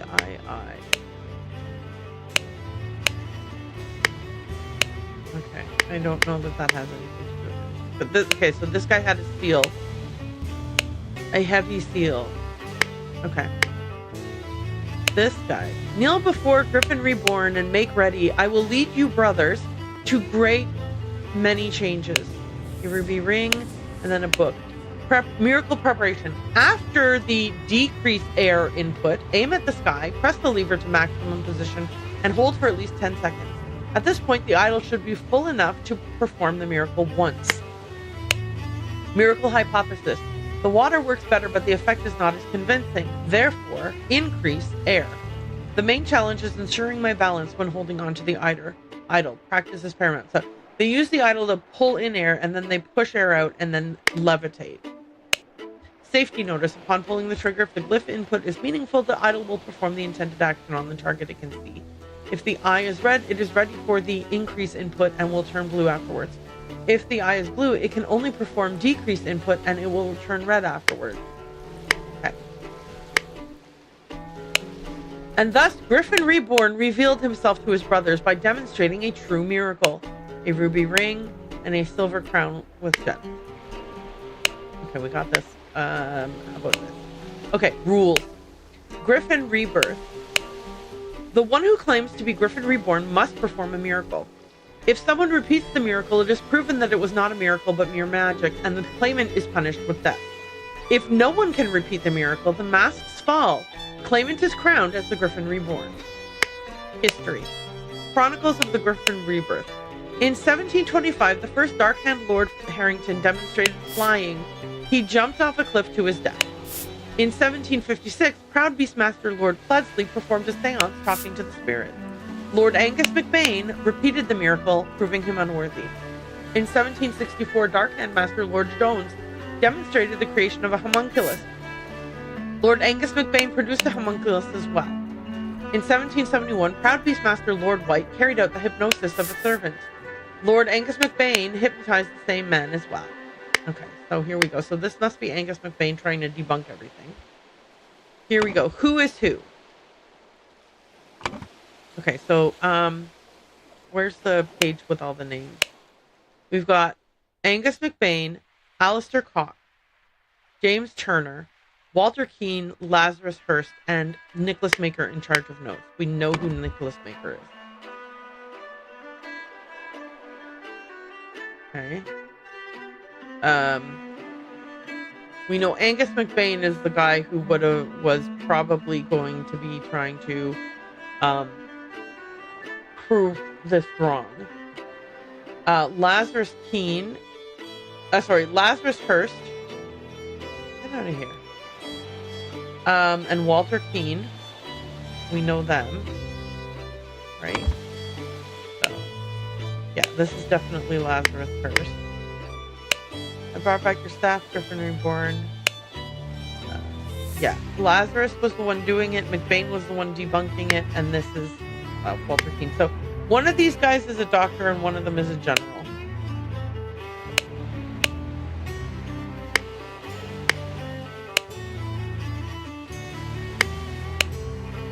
Hang on.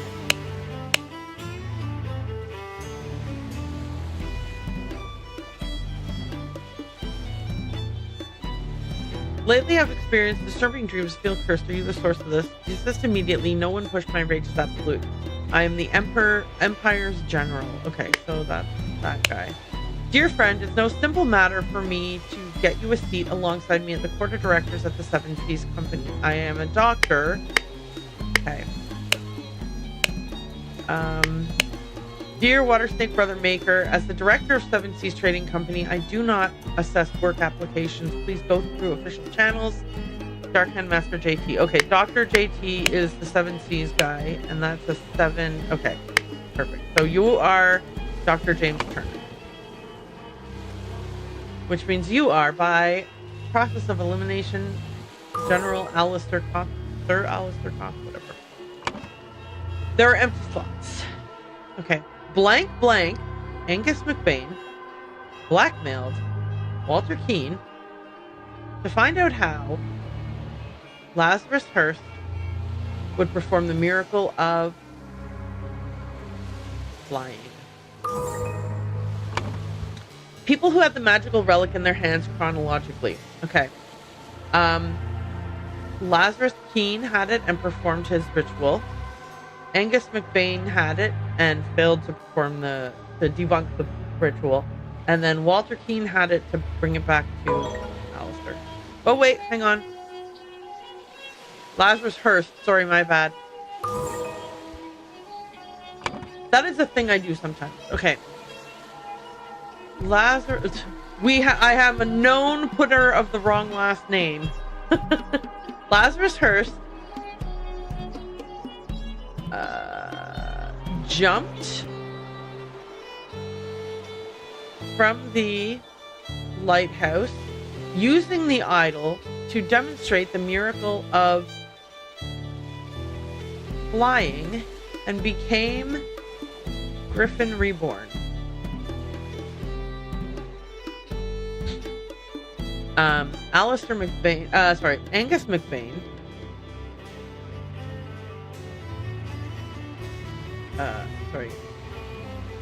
jumped from the lighthouse afterwards and died because he's an idiot. This resulted in Angus MacBain's death from a head wound. When Lazarus Hurst jumped from the lighthouse and survived using the hidden golden idol, Master Angus MacBain thought he had enough information to repeat the miracle and prevent Lazarus from becoming Griffin Reborn. He seized the staff from Lazarus and locked the lighthouse door to prevent foul play. However, he did not know all the secrets of the idol. It did not work for him, and Angus jumped to his death. Okay. And finally, this is the one that stumped me last night, but today I am going to zip right through it. The seals of the 12 Lemurian clans. 1, 2, 3, 4, 5, 6, 7, 8, 9, 10, 11. Oh my goodness, one's missing. Psychoactive plants. Body onion, an illusion of unity with the universe and increased appetite, and hiccups. Black poppy. Sleepiness, whites of the eyes get pink tint. Lemurian lichen. Hyper-concentration on one thing, loss of perception of time, and rapid blinking. Red berry. A surge of energy, vocalization of all your thoughts, twitching, and aggression. Here we are in the outside, and we have the chess house. We have a newspaper here. London Gazetteer. May 11th, 1792. Who will be the new Prime Minister? Election results. New Order Party, 36. Moderates, 32. Loyalists, 29. The New Order Party appears to be... if these are any indication of who's who... The New Order... Oh, I think maybe their names are in here. The New Order Party have the most MPs, but it is clear the two old parties will form a coalition. This means either Loyalist leader Blanchard or moderate leader Valentine will become the Prime Minister, leaving Lazarus Hearst and his party to the opposition. So this is Lazarus Hearst, right? We've got rose bushes, chrysanthemum bushes, an unfinished croquet match on a grass field, 2 cups of spicy smelling tea, one almost empty and the other untouched. Okay, and then the door to go inside. Okay, and here's a map of the house with the tea house, chess house, croquet field, library, salon, flower beds, and fountain. Oh Lord, I did not expect something like this in our household. Slightly grassy garden shears. You must be the gardener. This is such a mess. However, we will clean the blood out of the rug. Oh, look, and your eyes are pink. Almost like you have ingested some black poppy. Okay, cool. And you are obviously the butler. Ha! Leopold, your plan to frame 2 is sublime, but your missing button is more than enough proof that you did it. Constable, please escort this man out. Ring with a ruby, the clean scalpel, and a clean small sword. So this is Dr. James Turner. James, this is preposterous. You know damn well that he was killed by that Lemurian savage. Oh, how rude of you. A clean small sword. Dear friend, May 8th, 1792. Now that the elections are over, please join me for a leisurely weekend at my manor with good old Augustus and some other fine fellows. We will have some drinks and discuss what to do about that Prime Minister position. Kindly confirm your presence, Dr. James Turner. This is Alistair Cock. This is outrageous. I thought you were an honorable man, Leopold, not some Aquitanian agent trying to sabotage our friendly relations with Lemuria and provoke a conflict. Ring with a ruby and a clean small sword. So we've got James, Leopold, Alistair. He stole his life just like that. The doctor's a smart man since he saw through his lies. Dear friend, May 8th, 1792. Dear friend, at one of the balls, you said you would love to meet someone actually interesting. I'm having a weekend of drinks at my manor, and a prince from the 11th clan of Lemuria will be joining us. Please do us the honor of your company, too. Kindly confirm your presence, Dr. James Turner. Look at this guy's blinking like crazy. Clean small sword. I hope the host did not notice me when I was leaning over the sleeping eye patch, gentleman. Dear Prince, I heard that you got invited to a party by the director of Seven Seas Company himself. I know you hate associating with these invaders and thieves, but this might be just the opportunity that we seek to reclaim our honor. Being the seal that he's a spicy smelling ornamental box. Dear Prince, as you know, I am quite aficionado of Lemurian culture. It would be my pleasure, I am a great aficionado of Lemurian culture. It would be my pleasure to invite a member of the Tu clan to spend a leisurely weekend at my estate with some of our political dignitaries. Please kindly confirm your presence, Dr. James Turner. And then we have a clean Lemurian war club. Okay. Let's take a look at this. We've got a not clean boomerang. A button.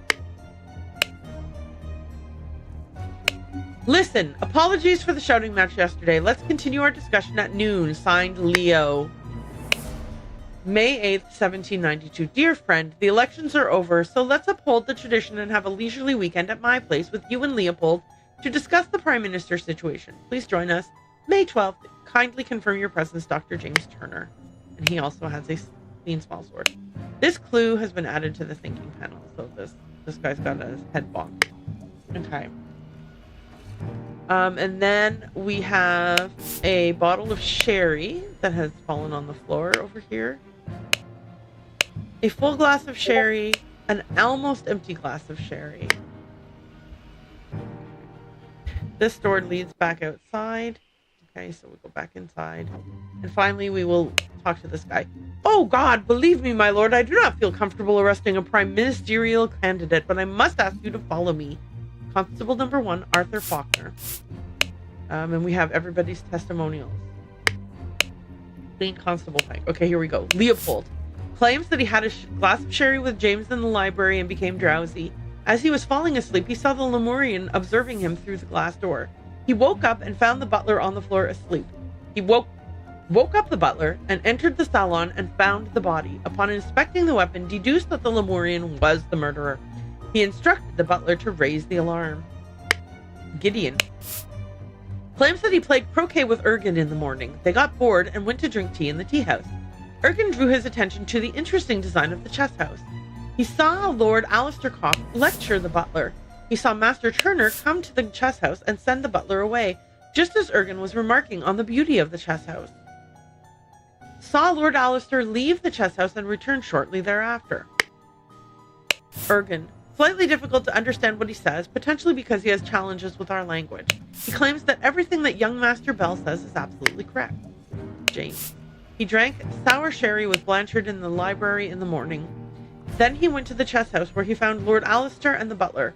He ordered the butler to clean up the library and get rid of the bad sherry. He spent the rest of the time playing chess with Alistair until the alarm was raised. Note that as the master of the house, he led the interrogation of the suspects. Alistair claims that in the morning he practiced chess at the chess house and educated the butler on his lack of military training. Sometime in the afternoon, Dr. Turner arrived and sent the butler away. They played together, and he was very close to winning when the alarm was raised. Then we have Podrick. Claims he served Lord Alistair in the chess house in the morning. His master arrived and instructed him to dispose of the spoilt sherry, and that he and Leopold, and that the Lord Leopold had drunk and then, dispose of the spoiled sherry that he and Lord Leopold had drunk, and then go to assist Mr. Spade in the garden. On entering the library to take away the glasses, found Lord Leopold asleep, suddenly was overcome with dizziness and fainted due to his weak heart. Was woken by Lord Leopold and instructed to raise the alarm. He then saw the deceased lying in the salon. Billiam, planted and pruned all morning by the chrysanthemum bush, saw the young gentleman and the foreigner leave the croquet and go behind the manor. In the afternoon, he moved to the rose bush. From there, he saw Lord Augustus leave the fountain at around noon. He continued his work on the roses until the alarm was raised by Mr. Hill. Okay, this is the part we're going to speed run through because it is complex, but I spent a lot of time doing this yesterday, so here we go. The gardener was in the flower beds. The loyalist was in the salon. The prince was in the tea house. The young man was in the tea house. The butler was in the salon. The doctor. Let me go back and. Hello. Let me go back. The doctor, he was in the chess house. And so was the general. Okay, I did this wrong, but I want to be able to go back, but I can't remember how. Okay, here we go. Let me double check. Okay. Leopold was in the salon. Gideon was in the... Oh, they were in the tea house. Yeah, tea house. Tea house. James was in the chess house. Alistair was in the chess house. Billiam was working on roses, and Podrick was in the library. That's right. Okay. Sorry. Butler was in the library. There we go. Okay. Next we have this. There are empty slots. Blank blank is the victim. Augustus Valentine is the victim. The club is the murder weapon. The library is where he was murdered, and the body was found by Leopold Blanchard. Okay, no, not Leopold Blanchard. Who found him? Let's go back here and... Okay, inspected the weapon, deduced the Lemurian. Leopold did find him. Okay. I need to double check the newspaper outside to confirm the last names of the people. The Loyalists is Blanchard, so Leopold Blanchard. The Moderates is Valentine, so Augustus Valentine. Okay, Augustus Valentine, he was hit with a club. Oh, sorry, the salon is where he was murdered. My apologies. Leopold Blanchard found him. Wait, what?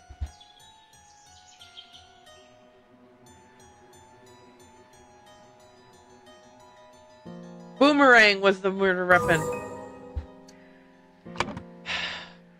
Okay. This is William Spade. This is James Turner. Dr. James Turner. This is Leopold Blanchard, and I will never forget that his last name is Blanchard.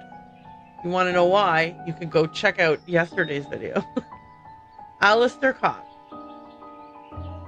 Gideon Bell. Ergen 2. This is the police officer, Arthur Faulkner, I think is the victim was Augustus Valentine, and Podrick Hill is the butler. Okay. Here we go. Early in the morning, James Turner drugged Leopold Blanchard. Never ever forget Leopold Blanchard in the library and stole a button. Meanwhile, in the tea house,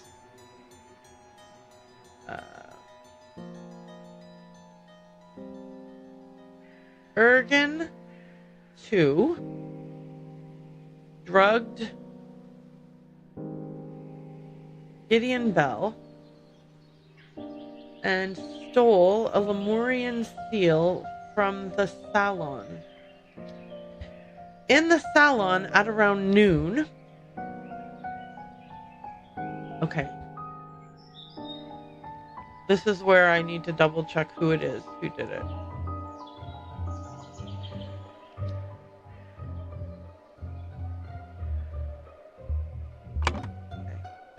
I just want to double check some wording here. Okay. Leopold, inspecting the weapon, deduced Lemurian was the murderer, instructed the butler to raise the alarm. Okay. James. Ordered the butler to clean up the library, spent the rest of the time playing chess with Alistair until the alarm was raised. Alistair played chess. Okay. Podrick. Master arrived, instructed him to dispose of spoilt sherry that he and the Lord drank. Entering the library, take away the glasses, found Lord Leopold asleep, suddenly overcome by dizziness, woken by Leopold. He saw Lord Augustus leave the fountain at around noon. Planted him pruned, saw the foreigner leave. Played croquet, got bored. Drew his attention to the design of the chest. Saw Alistair lecture the butler. Master Turner come to the chess house and send the butler away, just as Ergen was remarking on the beauty of the chess house. Saw Lord Alistair leave the chess house, and we returned shortly after. Lord Alistair left and returned. Okay. So, Alistair is the one who left and returned. Killed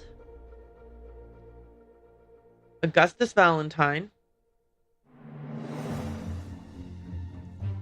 And planted the button on him. to frame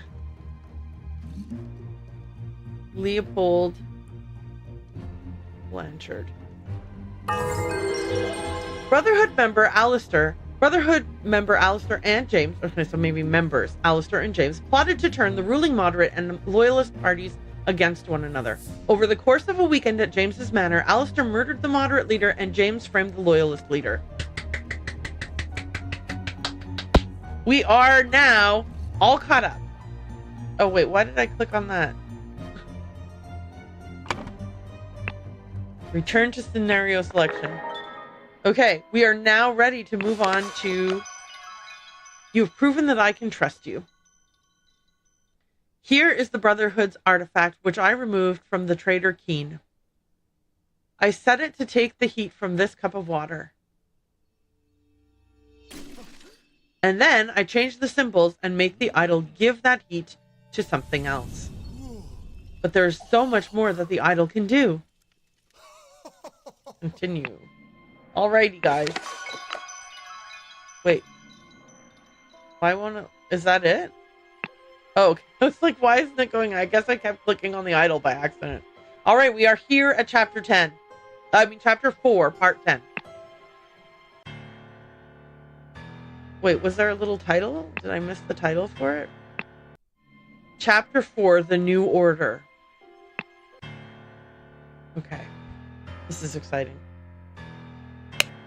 Remember the second virtue. Okay, so this is a... what is this? Sloth? Maybe? Oh, greed. Greed. Okay, I don't know. Remember the third virtue. This must be vanity. Weekly Order, Party of People's Tribunal number 42, March 14th, 1795. 6 culprits are brought to the tribunal. The tribunal is opened at noon. At 12:15, each culprit's charges are evaluated and merit changes calculated. 3:10, first culprit's merit exaction starts.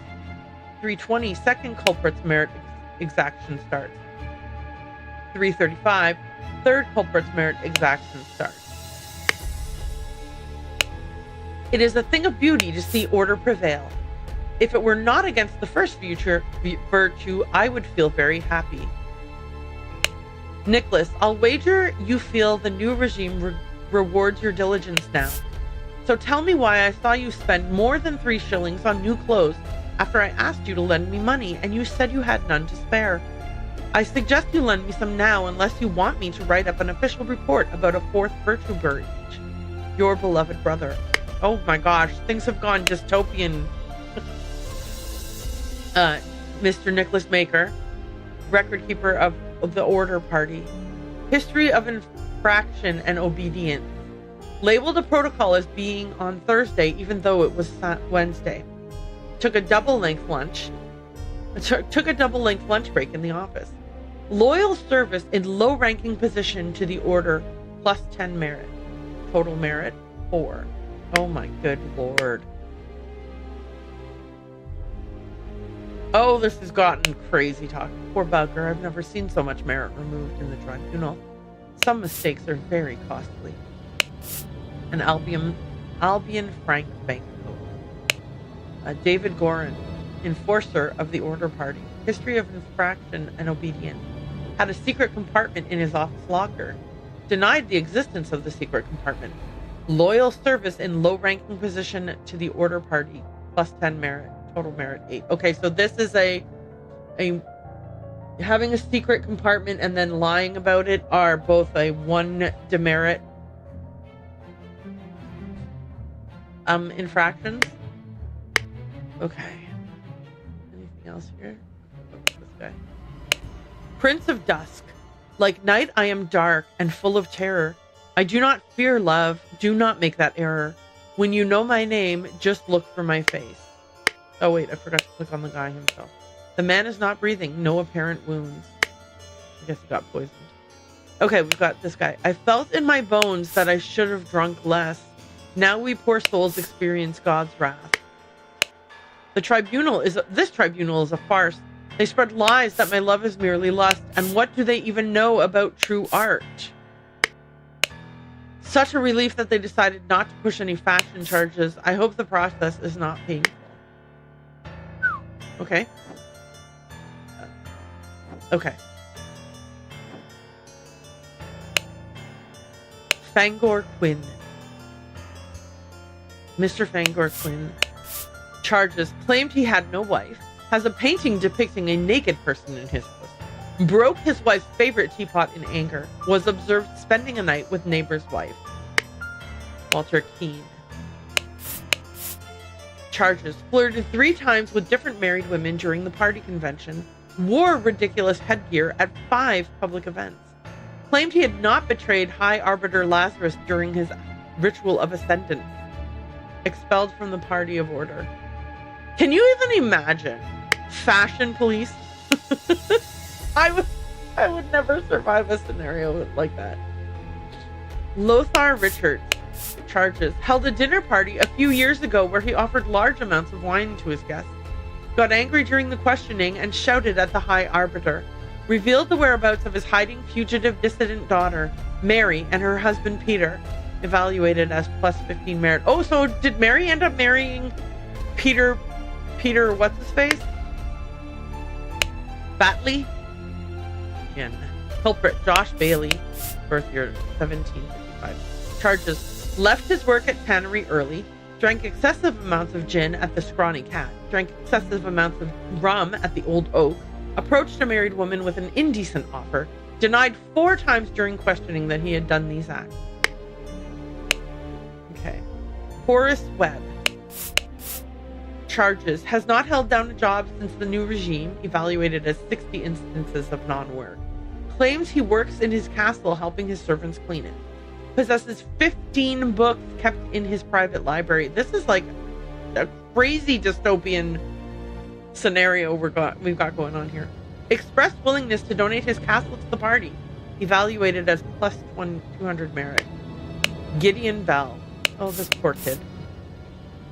Charges, wears an outrageous hairstyle. Broke down in tears 10 times during the questioning. Has refused to start working. Evaluated as 5 instances of job skipping. Rejected the High Arbiter's request that he share information of a secret entrance to the castle of his cousin the Sovereign. Well. Okay. What are you insinuating, James? I would never breach the 4th virtue. You know damn well I keep no secrets. A bunch of Albion Frank notes. Dear Arbiter Kopp, I am writing to inform you that our regiment's colonel was seen with another officer's wife in a potentially intimate situation. We implore you to send your agents to investigate this potential flouting of the 1st virtue. Lord Alistair Cox, Arbiter of the Order Party. History of infraction and obedience. Slapped the sergeant in anger. Listened to marching music in his manner. Loyal service to the Order Party in high-ranking position, plus 20 merit. Goodness gracious. Okay, and there's a room in here. Holy mackerel! The 4 maxims of virtue. Okay, we've got love. I don't know what. We'll have to figure what these mean. Brandy and opium. Okay, so drugs. Invoice. Butter. Total cost. I don't know if this is if this vice is spending, maybe? A violin. A painting.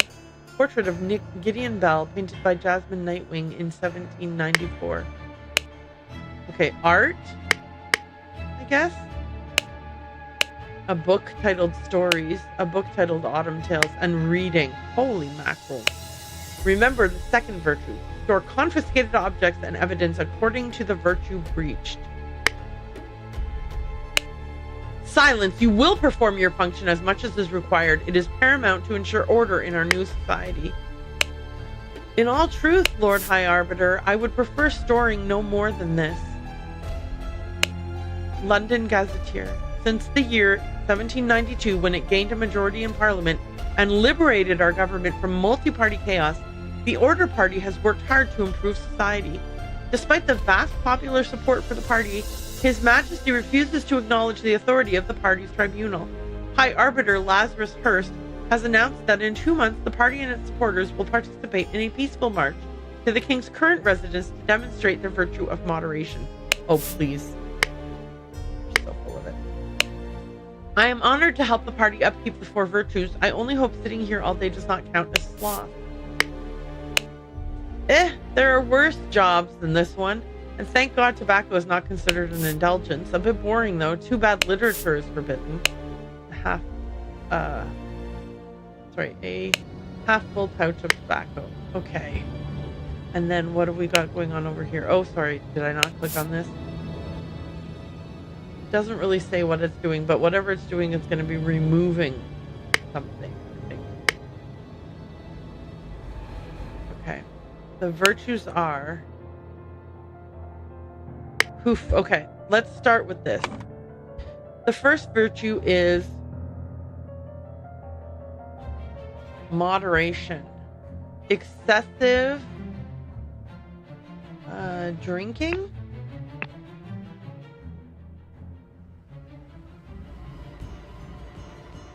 Indulgence.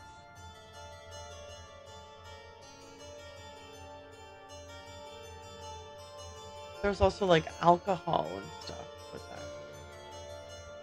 Okay. Sloth. Second virtue is diligence. Sloth, mistake, and not sure. Third virtue is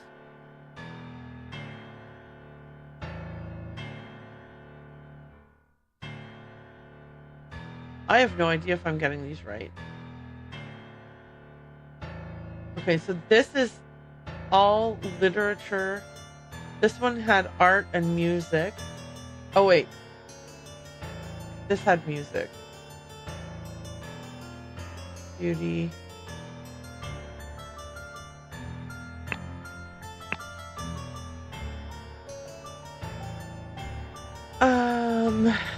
Fashion?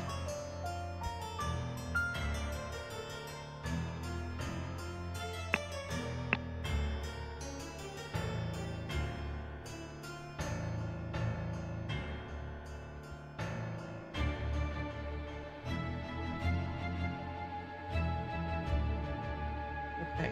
Lust. Indulgence, lust. I think this is secret.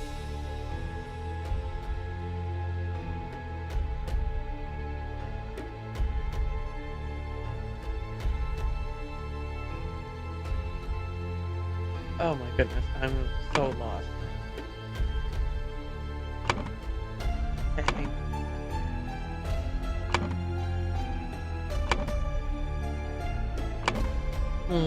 Okay, I'm gonna leave this for a second here. Okay, let me check this out again. So it was alcohol was in here. This had like spending and stuff like that. This is art and music. This is literature. Okay. He says, in all truth, I would prefer... Okay, so this is like... their virtue of moderation. So one of the virtues is moderation. Excessive indulgence, lust. Okay. Vulgar art, beauty, and fashion will be punished. So this is like... what would the virtue be called, though? Okay. Oh, I'm missing... okay, I'm missing 3 words. That's why. That's my problem here. Hang on. I did... music to my ears, Alistair, but do control your emotions. We as arbiters of order must never violate the first virtue. A bunch of Albion Frank banknotes. Dear Dr. Turner, I must regretfully inform you that during your absence from party business, your senior assistant, Daniel, has demonstrated extreme untidiness and thus breached one of the virtues during your assistant, Toby. Okay, here we go. Dr. James Turner, arbiter of the order party. History of infraction and disobedience. Drank a full bottle of brandy at a picnic. Kept the book Legacy of the Rose Dynasty in his study, but he has a loyal service to the order party in high-ranking position and 20 merits. Okay, I've figured this out. Okay. The third virtue is... hang on, I need to clear this. I want to clear this. Can we please?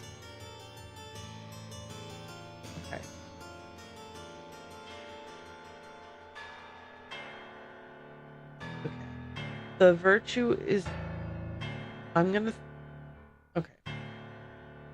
Literature and sloth don't go together. What are you doing? Okay. Vulgar art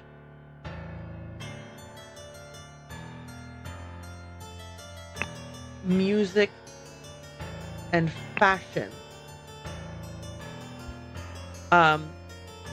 Okay, so beauty, art, music, fashion. Okay, fourth virtue is, this one is the one that had literature. I'm gonna, hang on. Okay. First virtue, I think, is gonna be the moderation virtue, and it's excessive lust.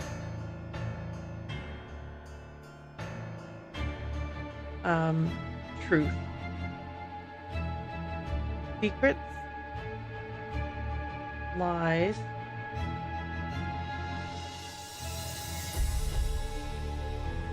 Oh, wait, hang on.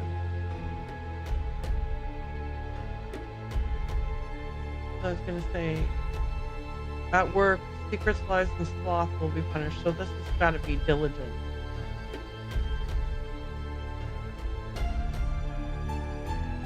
Indulgent. Wait, is this right or wrong? Why is this darker? Why is it darker?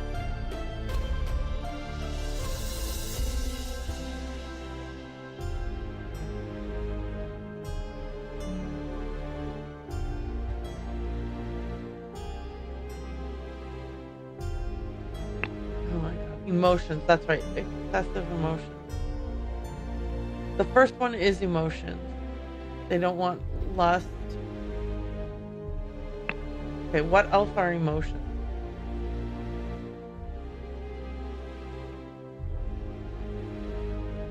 Art, music.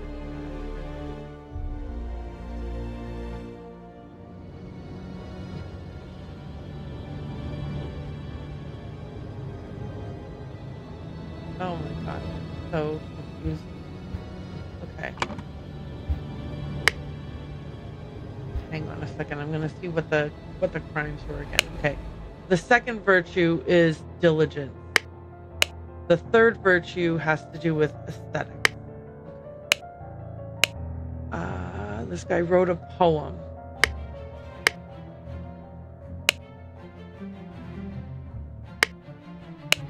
Okay. Mistakes are costly. Secret compartment, a lie. Okay, so secrets and lies are infractions. We got that. Drinking.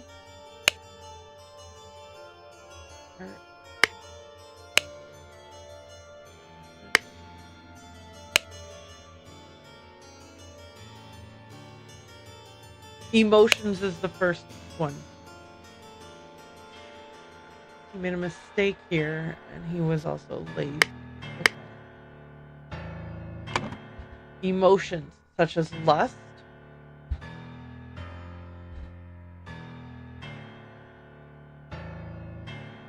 Indulgence? Emotion? It is, I am having a hard time with this because I cannot tell if they're saying, yes, that's good, or no, that's not good. Oh, the second virtue is diligence. Where is that?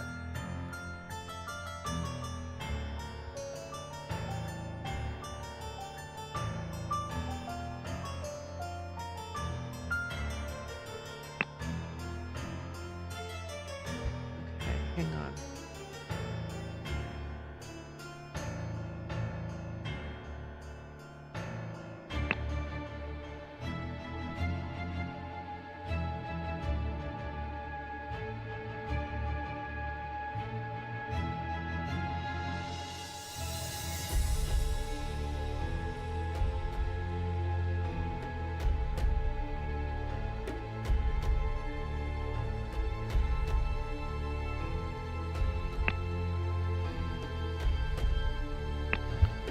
Philip, you merit, Frank.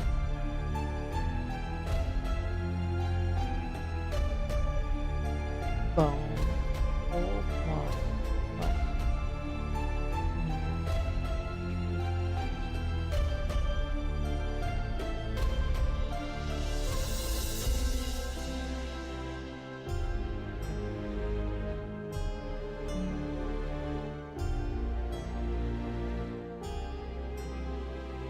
I don't frickin' know.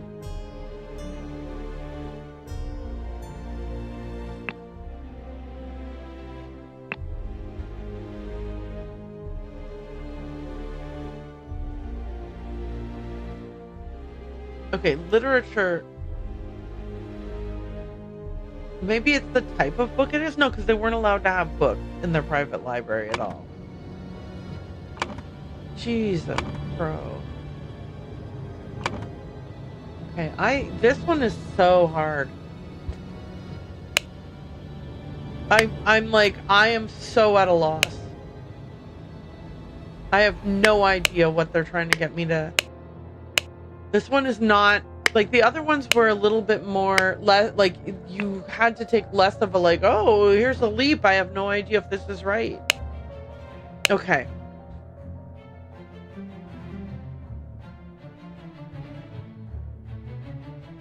Like emotions, but like there's not 3 words that fit. Or here's the thing, maybe there are 3 words that fit, but I sure as hell don't know what 3 words they are. I feel like I'm just going to spend my entire time on here randomly putting words in with no idea. No idea at all whether they do or do not fit. I don't know what the fact that this is darker, if that's meaningful in any way, shape, or form. Oh, crap.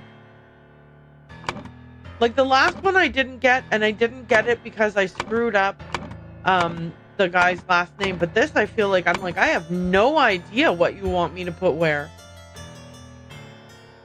At all. I don't have a clue.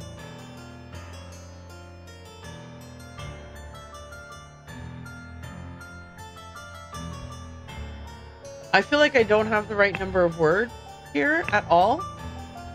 Like, I feel like I don't have words at all to be able to. I'm going to assume that being lazy at work is bad. Making mistakes at work is bad.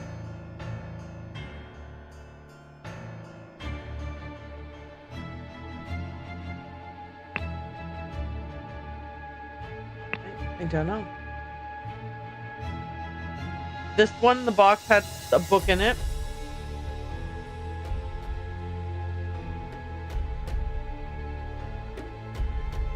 I don't know.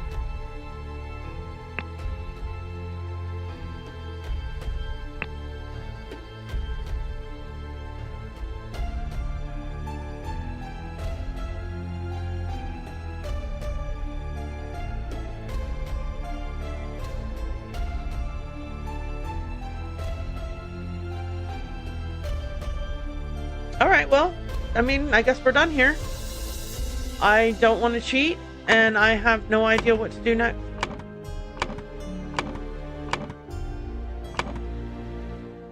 So yeah, it was fun while it lasted. Okay, so that's my entire playthrough of the Case of the Golden Idol, because I absolutely have no idea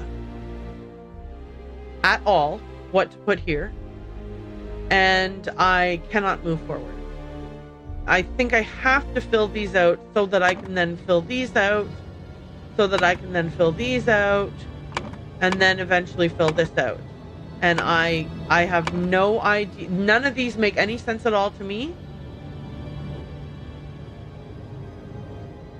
Like, none of these are emotions other than the lust one, and I don't even know that that's accurate. Is the virtue lust? Because lust isn't a virtue.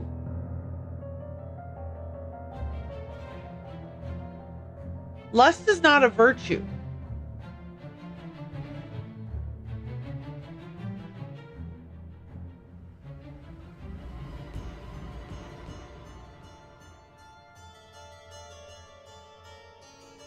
Maybe the virtue is truth, and the literatures are considered lies because they're not true. But then, like, I don't know. Is a secret a lie? Yeah, like, I don't even have a clue.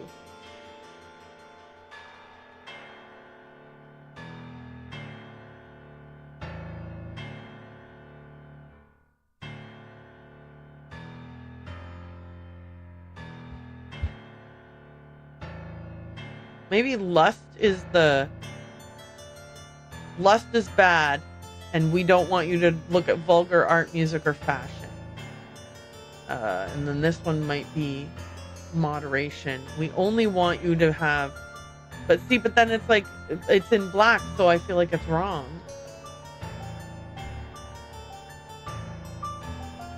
Excessive moderation is not a thing. You see what I'm saying?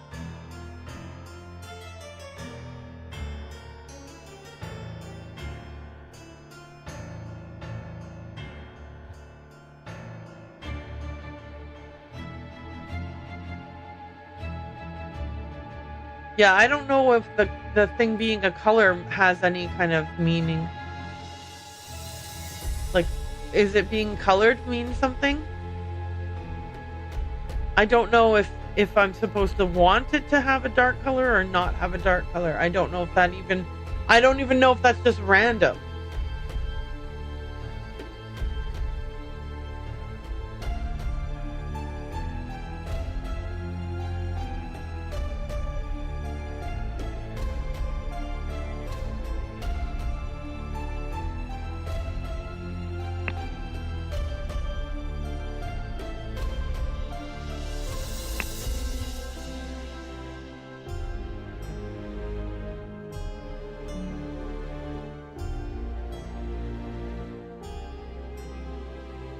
Yeah, I have no idea. Like, if I could think of a single word to put here to just test it, that would be fabulous, but I don't know what word goes there. Okay, they don't want you to have emotions. I'm assuming it's because they want you to be moderate, but moderation doesn't fit there. Okay, diligence, I've already used. I wish that they would go away once you use them so that you're not stuck with, like, one. Maybe beauty is bad? 2 or fewer slots are incorrect.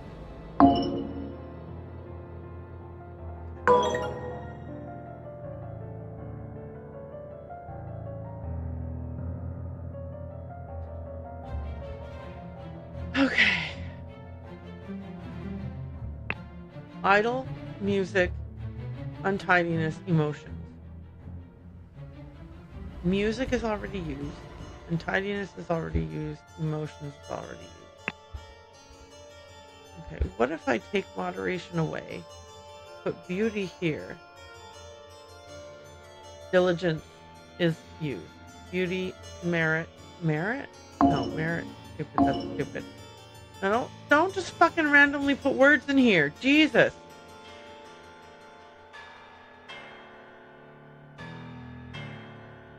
Okay. Okay, sloth is not right.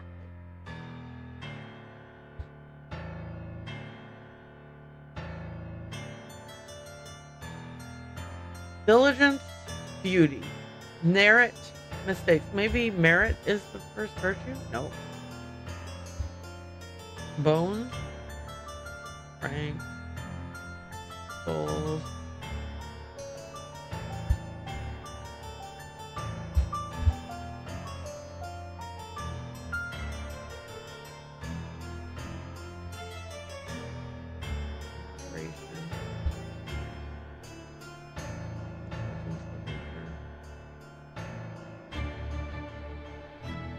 Okay, great. This got replaced by merit and merit. So even, no matter what I do, this isn't going to be right. What the hell were they again?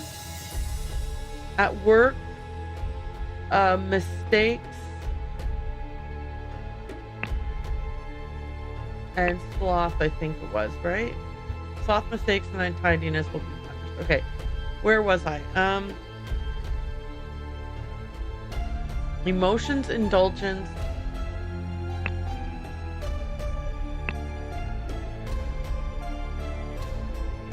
Is it beauty that they don't like? 2 or fewer slots are incorrect.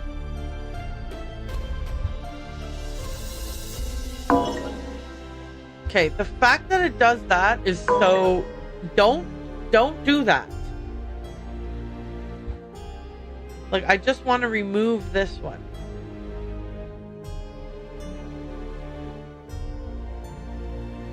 Okay. Diligence is used. Beauty is not yet used. Merit, not used. Mistakes, used. Bones, not used. Why would bones be either the virtue or you're not allowed to have excessive bones? Maybe frank is what you're not allowed to have a lot of?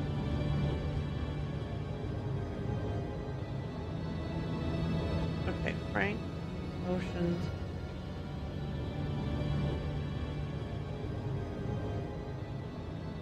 Moderation, frank. Like, why is this? Okay, it doesn't matter. There are incorrectly filled in slots. There are more than 2 incorrectly filled in. Fudge you, game! Okay. What was here before? Indulgence, right?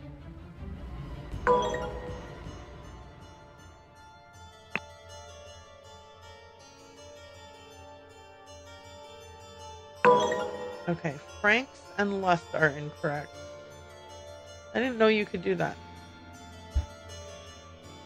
Okay, so the third virtue, this is going to be indulgence.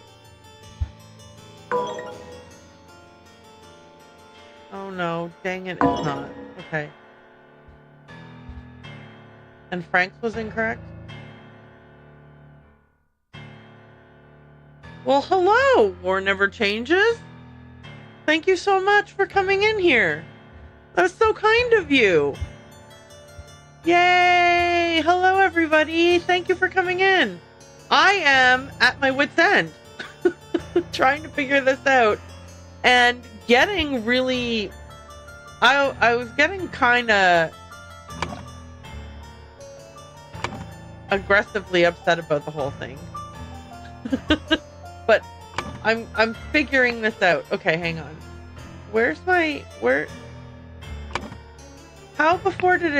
How did I get it to show me a hint before? Oh, you have to fill it in. Okay, hang on. Third virtue is beauty. Okay, I'm just gonna randomly put anything, lust and beauty. I'm just randomly putting these so it can tell me where my mistakes are. So beauty is wrong and lust is wrong. So what if I just switch those two? Yay! Finally! I swear. I am back in business. I was really struggling with this particular puzzle. Like that. At one point I was like, forget it, I'm not playing the game anymore. I'm done. I'm locked out. I can't move forward. You guys are good luck. Thank you so much. Yay! Okay. So now that we know what the 4 virtues are, I had that exact thought just a little bit ago. And how are you supposed to know all these vocab words anyway? So here's the thing. My issue was that I felt like, hey, War Never Changes. Do you play Fallout and puzzle games? Are you secretly me?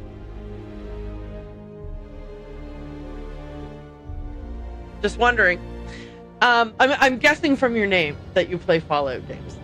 And I'm guessing from the fact that you're here that you also play puzzly games. I haven't played Fallout in a while, but yeah. Oh, I'm playing Fallout 4 right now as my offline game, and I am obsessed right now. Okay. Yeah, we're just doing one today. Which one were you doing? This one or something similar? I'm super curious. What were you playing? Wait, it should have told me. Why didn't I just read it?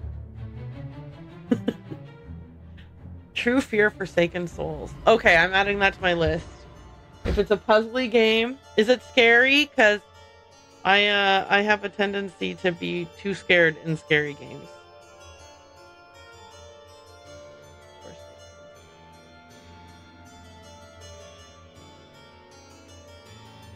Okay. Anyway, thank you so much for popping in. You really actually did just like, I just figured out that when I fill in them all, if there's some wrong, I can click a button and it'll show me which ones were wrong. I didn't know that that was a feature. I think it's supposed to be scary, but by the time the scares come around, I was so too frustrated to care. Oh, like if you're so focused on the puzzles that when the like a scare happens, you're just like, you're distracting me from the puzzles. Get out of here. I kind of like that for you. I mean, I don't like it for you in the sense that I'm not happy you were frustrated, but like if you're like me and you easily scared, then I kind of like for you that you didn't have an opportunity to be scared. If you wanted to be scared and you didn't get scared, then I don't like that for you. I hate that for you. Okay. By some stroke of luck, we have figured out the different thingies. So now we have to figure out what the punishment in demerits is for each one. It's mostly jump scares. Okay. Yeah, I'm not scared of a scare. Well, okay, let me rephrase that. I will say this. I'm not scared of a scary atmosphere in a game, except that when there's a scary atmosphere in a game, I know that there's a jump scare potential. And I get so anxious about the jump scare that might happen that I am scared. So when I tried to play the game Summer of 58, which is kind of like a horror walking sim type game, like there's no combat or anything. I was so scared when that doll at the very beginning moves from one room to another. It's literally the very beginning. This is not a spoiler at all about the game. It's one of the first things that happens in the game is a doll gets moved from one place to a new place. And I freaked out. I could not leave the room. I was so panicked. And meanwhile, I have played like Resident Evil games beginning to end with no problems. So I think that it's atmospheric scary that really gets me. Yeah, well, I don't blame you. I also would laugh at me because it's silly and ridiculous. So, okay. I am trying to figure out now what each demerit counts for. So let's take a look at each of these guys' little books and see if we can suss it out. Okay, so Alistair, oh sorry, this is Dr. Turner, my bad. Dr. Turner drank brandy at a picnic, so that was virtue 1. And he kept the book Legacy of the Rose Dynasty in study, so that's virtue 4. Okay, but he's got a plus 20 in merits, and his total is 12, which means a 1 and a 4. So 1. Maybe I should label them A, B, C, D so I can do like algebra. A plus D plus 12 equals 20 is basically what I'm going to be doing here. Okay. This guy, he slapped a sergeant in anger, so that's an A. He listened to marching music in his manner. That's a C. Plus 11 equals 20. Okay. I kind of am getting this. Let's go down and see who else we have. Who's got like a... Okay, here we go. David Gorin had a secret compartment in his office locker and denied the existence of the secret compartment. So he did both. I need to go grab some food, so I'm going to lurk for now. Thank you for the lurk, whatever changes. I really appreciate it. Go take care of yourself. Enjoy, have your food and all of everything you need to do for yourself. And I really, really appreciate you popping. I don't know why I'm looking over there at chat link. I can look at you. Thank you, thank you, thank you.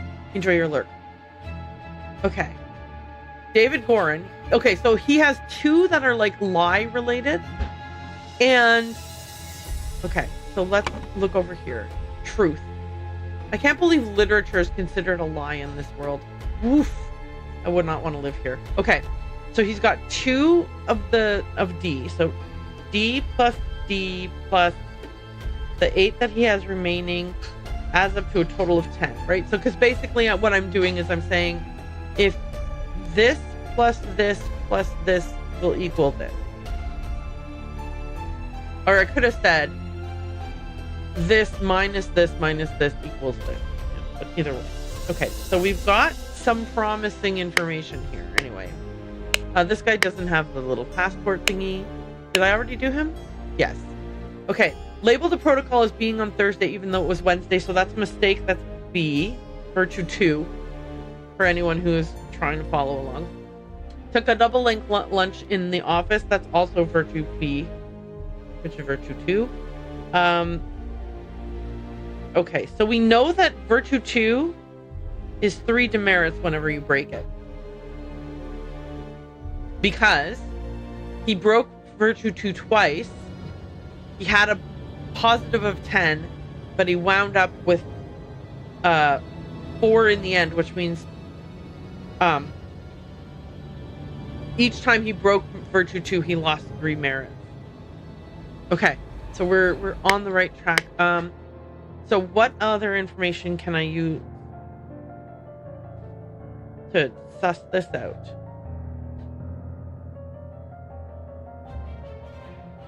Okay, so did I already check these guys? Brandy, book, Blabbity Blue. Does anyone else have a book of merits and demerits? No. Huh. 1, 2, 3, 4. 1, 2, 3, 4. Oh my gosh. Okay. So this guy had 2 of the same. Wait, he's not the one who I'm looking at right now, am I? Oh yeah. Each of the so D is worth 1 each. Virtue 4 is worth 1 each.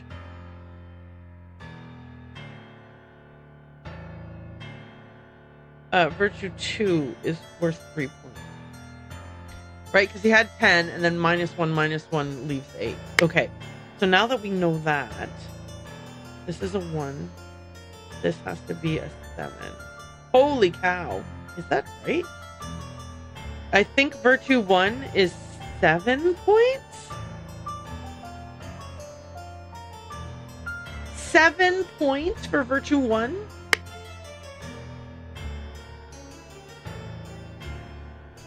Okay.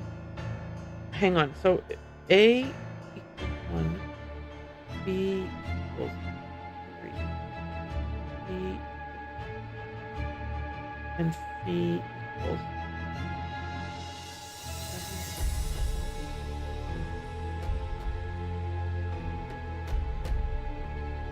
Okay, so I am putting down that I think that it goes like this. If you break Virtue A, you lose 7 points. If you break Virtue 1, you lose 7 points. If you break Virtue 2, you lose 3 points. If you break Virtue 3, you lose 2 points. And if you break Virtue 4, you lose 1 point. Let's see if I'm right. 7, 3, 2, 1. Okay. Okay. Whew. This is rough. Okay, Fangor Quinn. We gotta look at these okay, so Fangor Quinn, we've got lie, art, anger, and lust. Okay. So a lie is worth 1. Art is worth 2. Anger is worth 7. Lust is worth 7 for a total of 14, 17. And then he has, if he has any bonuses, so he doesn't have anything redeeming. So he's going to have a minus 17.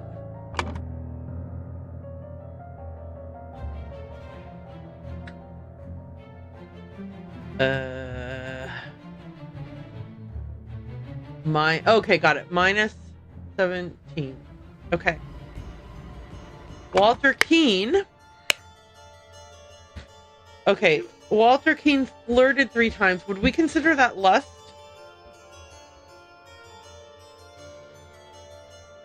Does that count as 3 separate incidences? Let's see. Wore ridiculous headgear at 5 public events. So that's fashion times 5. Claimed he had not betrayed High Arbiter Lazarus during his ritual of ascendance. So that's 1 lie. Okay. So let's go. He has lust times 3 for 21. Fashion times 5 for 10. And a lie for 1, which is a total of 32.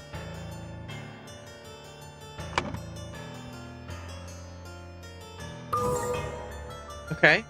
I love the idea that Walter Keane's lie is what helped Lazarus Hurst rise to the rank that he was at, which allowed him to create this dystopian world, and now he's punishing him for it. Claimed he had not betrayed High Arbiter. Oh, the ritual of ascendance. Okay. I thought he was being punished for the lie when he got Lazarus in, but no, he's getting punished for sharing the information about the idol in the cane with Angus McBain. Okay. Next person, Lothar Richard. Maybe I go through and I do each of them and then I go and fill in the answers. Okay. So, here we go. A dinner party where you offered large amounts of wine. So that's excess. Angry. Okay, so that's emotion. So we got 7 plus 7 right there, which is a total of 14. And then he has a plus 15 for, okay, so Lothar is a plus 1. Plus 0, 1 is going to be him. Okay. Josh Bailey left work at Tannery early. Okay, so he left work early, then he drank excessive amounts of gin twice and approached a married woman with an indecent offer. And then he denied 4 times during questioning that he had done these acts. So we've got sloth, excess, lust, and 4 lies. So that is 3 plus 7 plus 7 plus 7 plus 4, which is a total of 21 for the 7s. And another 7 is 28. Okay. So Josh Bailey is minus 28. Okay, let's make sure we got that right. Okay, plus 0, 1, minus 20. Okay, awesome. Next set is Horace Webb and Gideon Bell. Okay, Horace Webb. No job since the new regime, which is 60 instances of non-work for 120 right there. 120 right off the bat. Claims he works in his castle. That's 1 lie.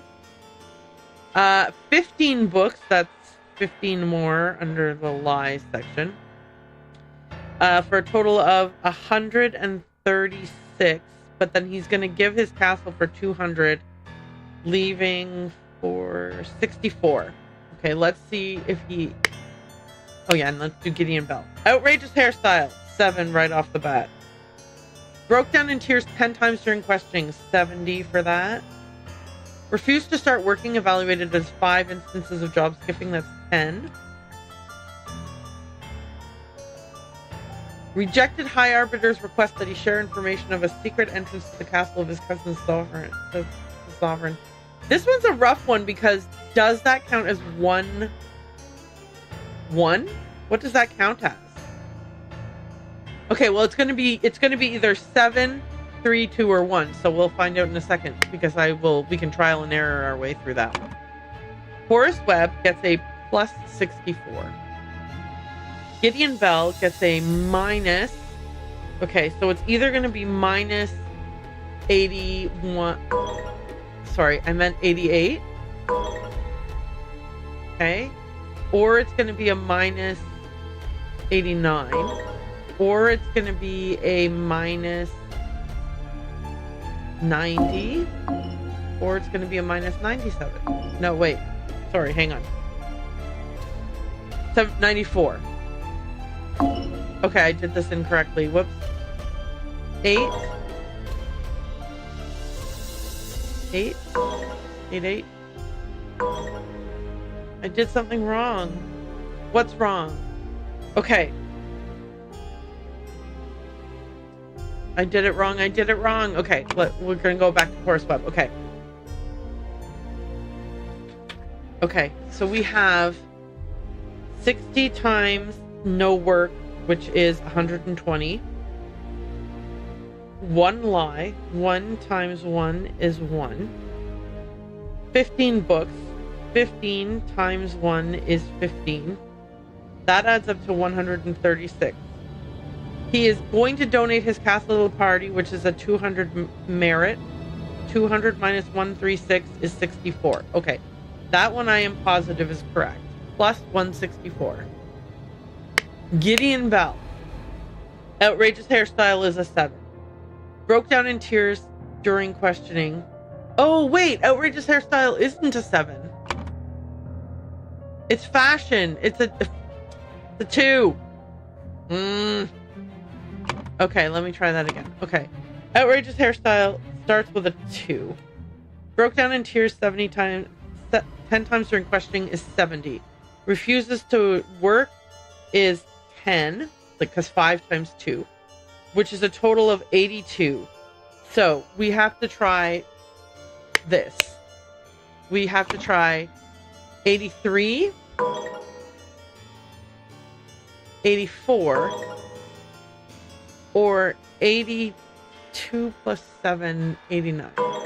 Okay, something's wrong here. 64, 89. We start with 82, and it could either be 82 plus 7 for 89, 82 plus 3 for 85, 82 plus 2 for 84, or 82 plus... Okay, I think I did this wrong. Could be 83, 84, 85, or 88. Okay, what did I do wrong? Let me look at Gideon Bell again. He wants to keep a secret. That's 1 point, right? Not telling about the cousin's place. Okay, crying 10 times is 10 times 7, which is 70.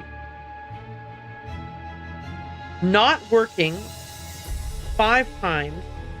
Oh, 5 times 3. Okay, I did it backwards. So this should be a 15. Okay. The weird hair is 2 points. Crying is 70 points.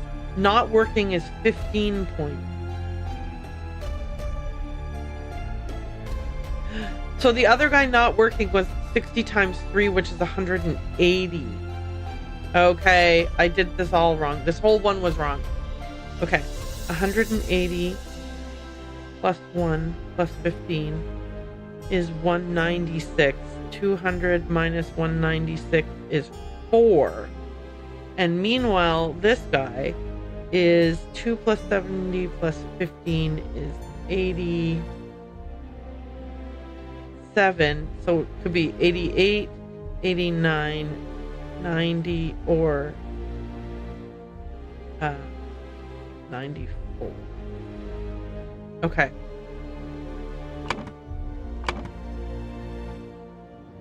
Okay. There we go. Okay. Phew! Blank blank have passed since Order Party has seized power. During a tribunal, blank blank is judged to have the largest blank deduction in all tribunal history. To execute his punishment, blank was used on him and he lost blank, blank, blank, and died. Okay.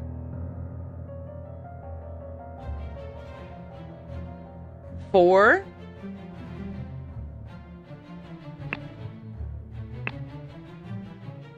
No, not merit. 4. Years. Oh, well then we don't know how many years it's been. Hang on. I thought that we were talking about how many things happened. Since 1792, it's been 3 years. 3 years have passed since the Order Party has seized power. During a tribunal, blank blank is judged to have the largest deficit. Who was it? Minus 88. Gideon Bell. Oh my gosh, poor Gideon Bell. He was just a kid with a weird haircut. Gideon Bell is judged to have the largest merit deduction in all tribunal history.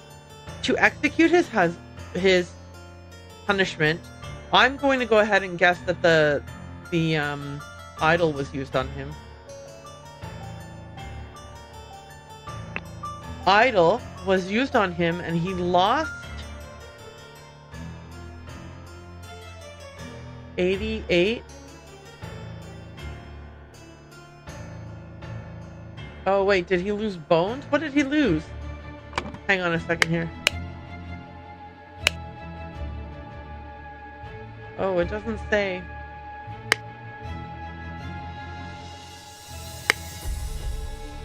What did he lose?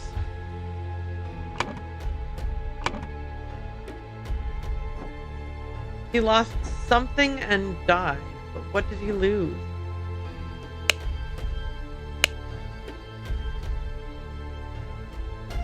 Years. He lost years of his life. Because, right. Because if he was able to give himself years, then he certainly can take away someone's years. Okay. Lost 88 years and died. The Order Party has seized power and now enforces the 4 maxims of virtue. The young Duke, Gideon Bell, was judged during the tribunal to have lost 88 merits. The High Arbiter of the party, Lazarus Hurst, used the idol to decrease Gideon's youth by 88 years, thus making him 108, which resulted in his death. Holy shnikes. Okay, here we are. I think this is the last one. Okay. Here we go, here we go, here we go! The New Order. The slight delay in the peaceful march to the King's Castle. By the way, again, to everyone who came in with War Never Changes raid, thank you so much. If you are here and lurking, I appreciate it tremendously. Yeah, I'm very excited to have you here. And Jaddlers. Just on to the DLC in the second game. Yes, exactly. Although I will say, yeah, no, I'm so excited. I have a few things. Okay, let's finish this, and then I think there's 2 new things that I can do in DLC. Oh, right, the DLCs and then the second game. Yeah. Sorry, I'm a silly person who doesn't. Yeah. Okay. We are here. This is nutso. Nonsense, I'm not an idiot, but real men like us could beat those Order Party ninnies even without any weapons. A hand of cards, Albion Frank, a small sword. Oh, they've changed like the kind of money used. Because now everyone uses Albion Franks when before they were using shillings and pennies and stuff. A hand of cards. Stiletto blade. But I heard rumors you lost a cannon while gambling. Do you think they will try to kidnap the king? Me and my employer are getting out of this blasted country. Oh, are you a spy, madam? I think you're a spy, madam. I've instructed Hin to arrive at around 11:30. Most likely he will be in Order Party uniform. If he comes alone without any backup outside, approach him. If he gives you something that belonged to the one who escaped your tonic, you may proffer him the instruction slip I gave you. Conceal your face, he may recognize you. Oh, I have instructed him to arrive at around 11:30. Most likely he will be in the Order Party uniform. If he comes alone without any backup outside, approach him. If he gives you something that belonged to the one who escaped your tonic, you may proffer him the instruction slip I gave you. Conceal your face, he may recognize you. Okay. So this is Ada Baker from ages ago.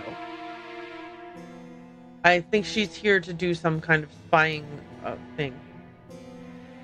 Okay.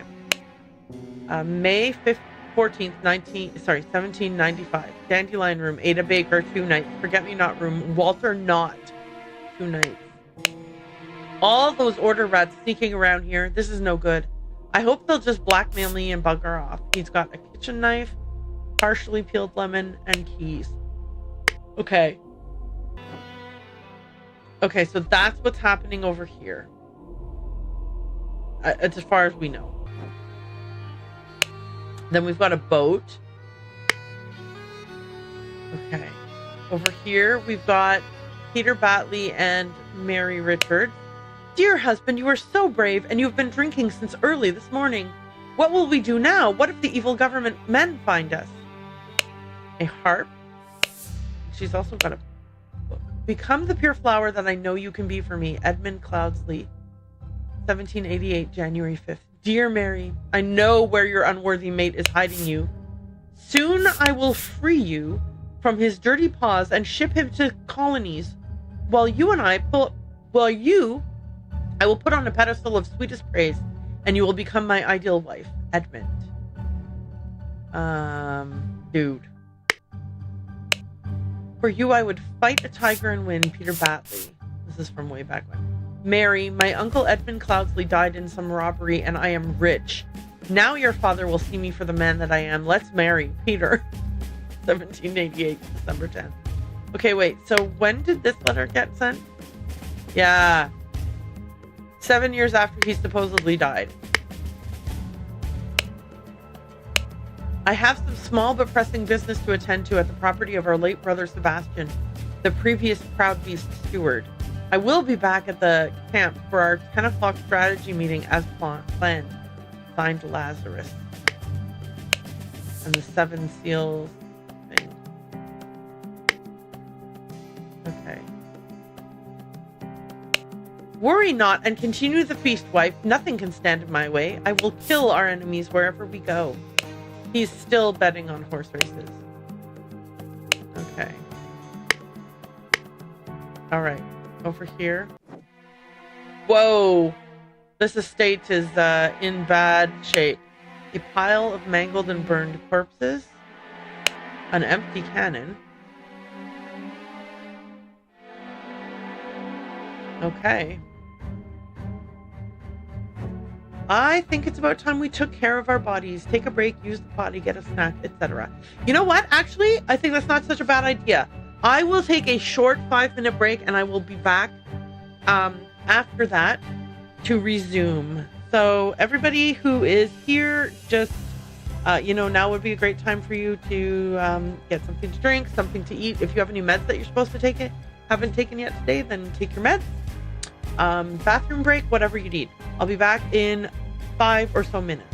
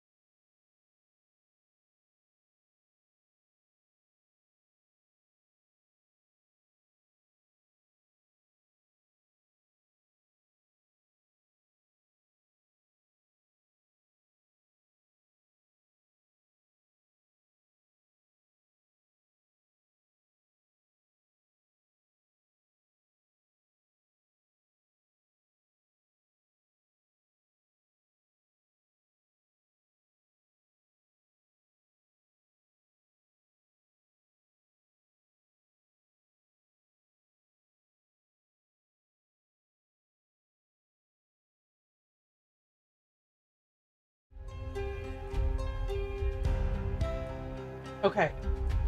Hi, I'm back. Yeah. So,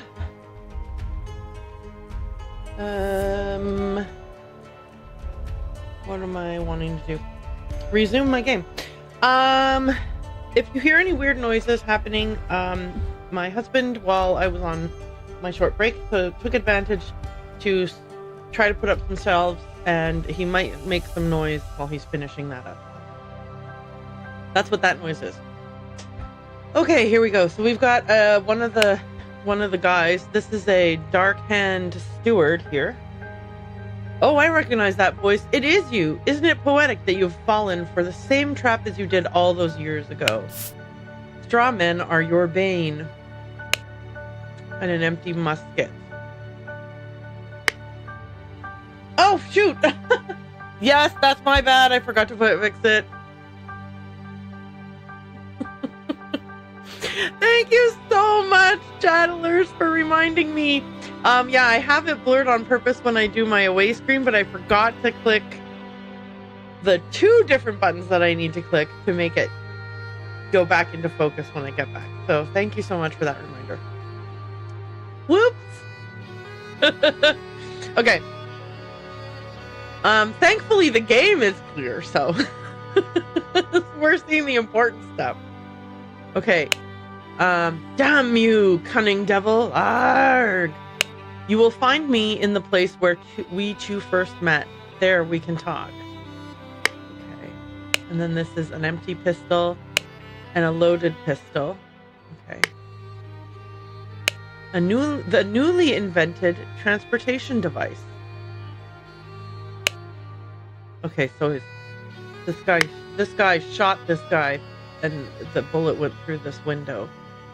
What house are we at?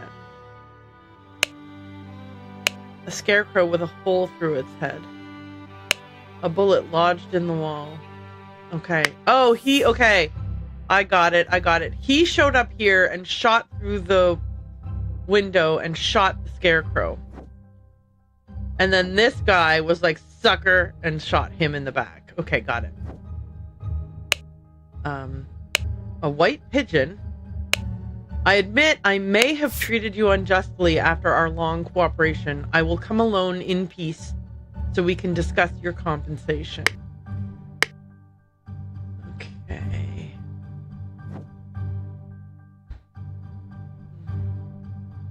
Who is this guy? Okay. All right. There's a lot happening in this denouement, if you will. A man in a helmet with numerous cuts on his body, not breathing.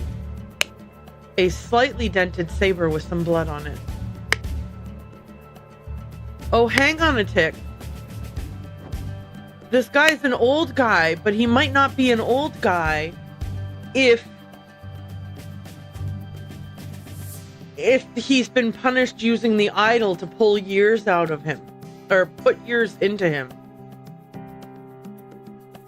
Like, for all this could be Walter Keane aged up from having been punished for demerits and whatever else. Okay. Because I was like, who's this old guy? He's not necessarily an old guy. He could be a young guy. We've got, okay, so the capital is down this way. Belchester Castle, Blackfields and Crow Towers and Woodshires is down this way. And Port is down this way. Okay, so the port is down this way. This way to get to the capital. And this way to get to all of those different other places. This is the first guy's house. Sebastian Cloudsley's house was this house.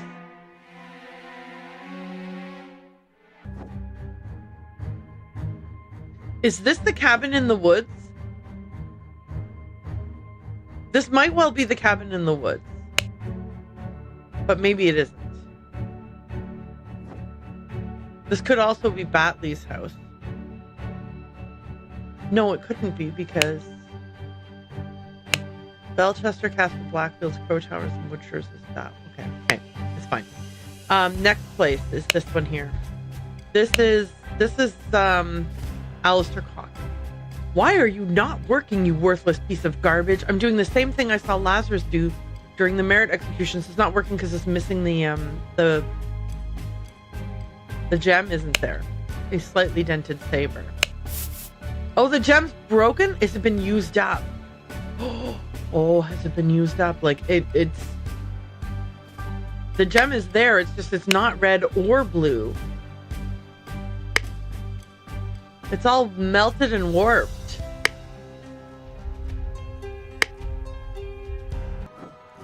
It's all melted and warped.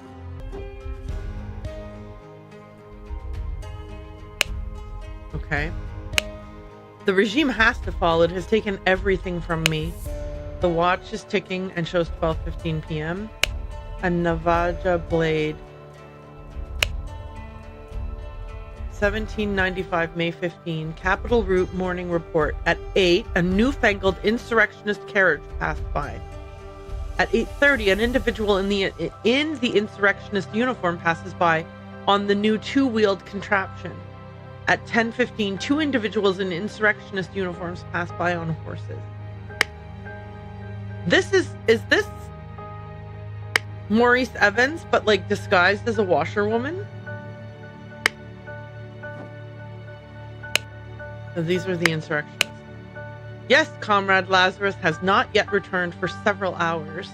Comrades Alistair and James have gone to find him. If they do not return, we will organize more search parties to find the lost. Okay. So the insurrectionists are Blackfield Manor, Bellwood Crossroads, Party Camp, Bowsley Cabin. Yeah, that's the cabin. Little Mermaid Inn, Lover's Islet, Belchester Castle. Okay. Lazarus Hurst.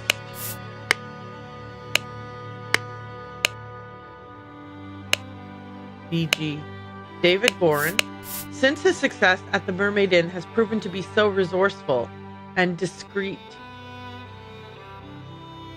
Has proven to be a resourceful and discreet professional. Oh, was he the one who was Ash Blair? Wow. Right. Because that's how Edmund got the idol from Willard Wright in the first place. NM, Nicholas Maker. Cowardly but dutiful. Useful up to a limit. AK, Alistair Cox. Pompous and vain, but being a military man is ready to obey and ready to kill. JT, James Turner. Greedy and hedonistic, requires constant material motivation to cooperate. WK, Walter Keane. Ambitious and inventive, but treacherous as many smart people are. Okay. Early in the morning, blank went to the blank. To blank because blank wanted blank the blank. Oh my goodness gracious. Okay.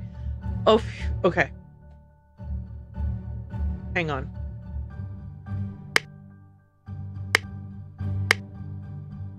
Oh, there's more? Lazarus, you took 32 things from me. I demand you return them.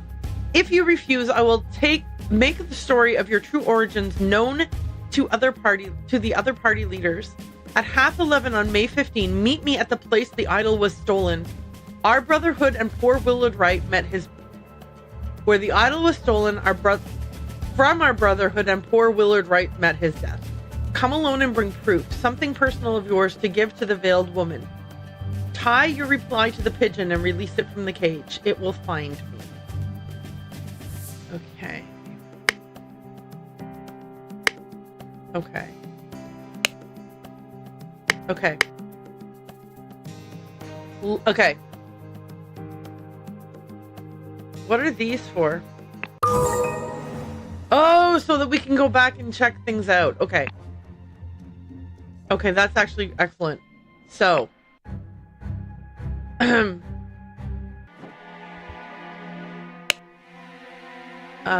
Ada met Lazarus in the morning here and gave him a note. Early in the morning, Lazarus Hurst went to the inn to find... oh, did Ada's name not get put into the thing? Shoot. Okay, maybe I'm mistaken. Because blank wanted to...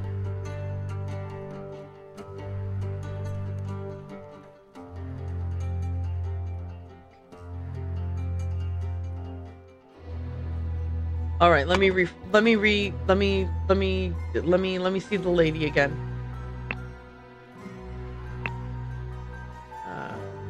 Okay. This person. Okay.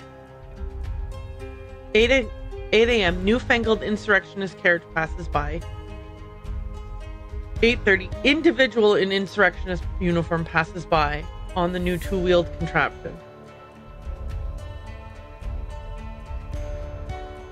10:15. Two individuals in insurrectionist uniforms pass on new horses. Okay, wait. Before noon, blank and blank tried to blank blank. They found blank blank at the blank. On their way, they started to blank over it.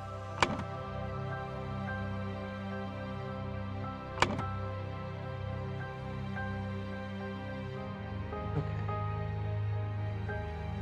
Early in the morning, Walter Keane killed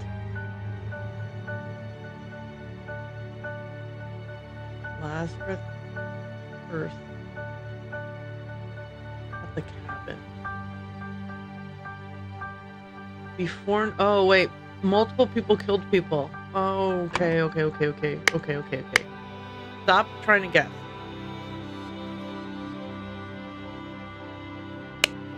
Okay. The carriage goes by at 8. The bicycle goes by at 8:30.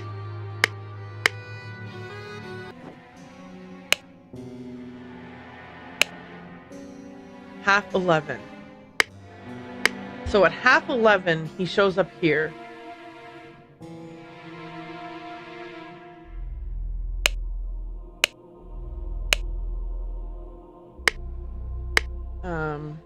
Which means he wouldn't have arrived. If he got here at half after 11, he wouldn't have gotten here until afternoon. So in the afternoon is when this guy killed this guy. You'll find me in the place where we two first met. There we can talk. Oh, I recognize that voice. It is you. Isn't it poetic that you have fallen for the same trap as you did all those years ago? Straw men are your bane. Okay. So I think Walter Keane killed Lazarus Hurst at the cabin in the afternoon. In the afternoon, Walter Keane went to the cabin to kill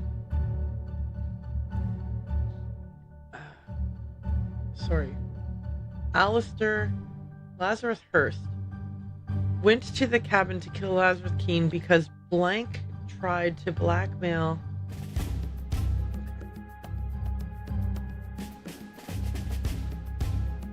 because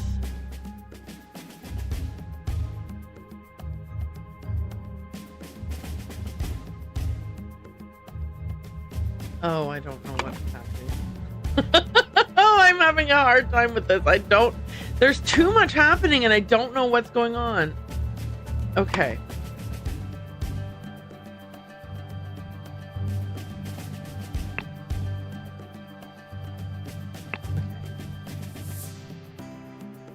All right.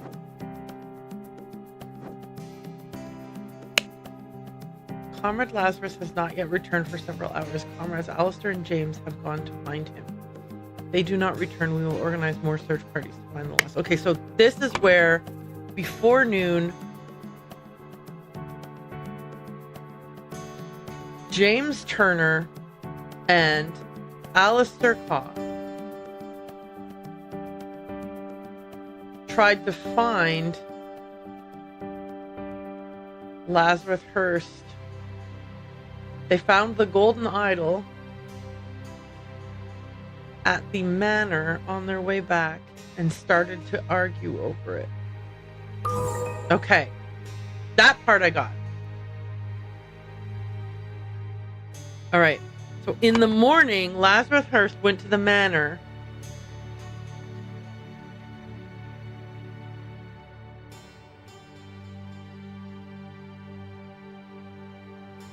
Okay, so who was he there to at the manor? Okay, let's go look at the manor again. So this is the manor. A pile of mangled and burned corpses. An empty cannon.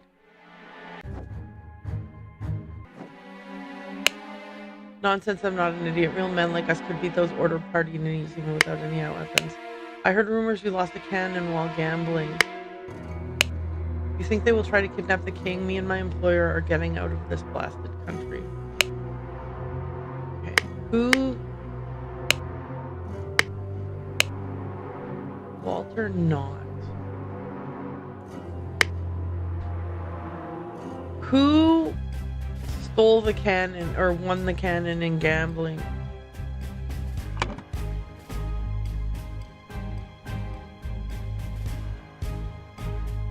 You. Still Walter. Walter Keane wanted to heal.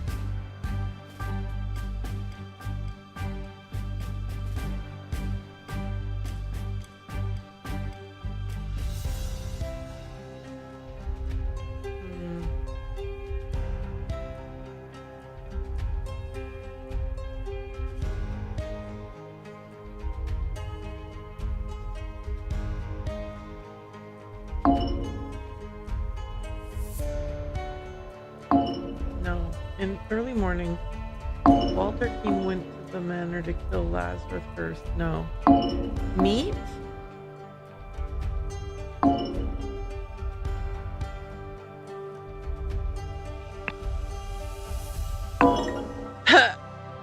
Okay. Fight. Lazarus Hearst went to the manor to find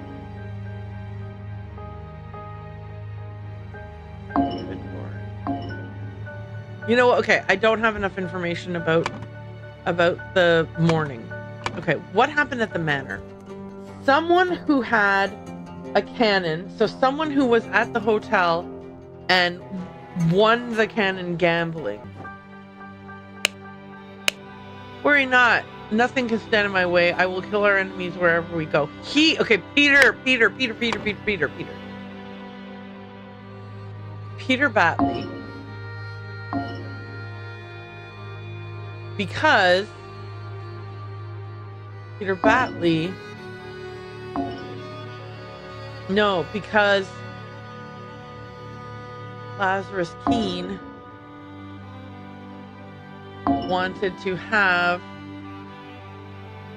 the ideal wife. Fight?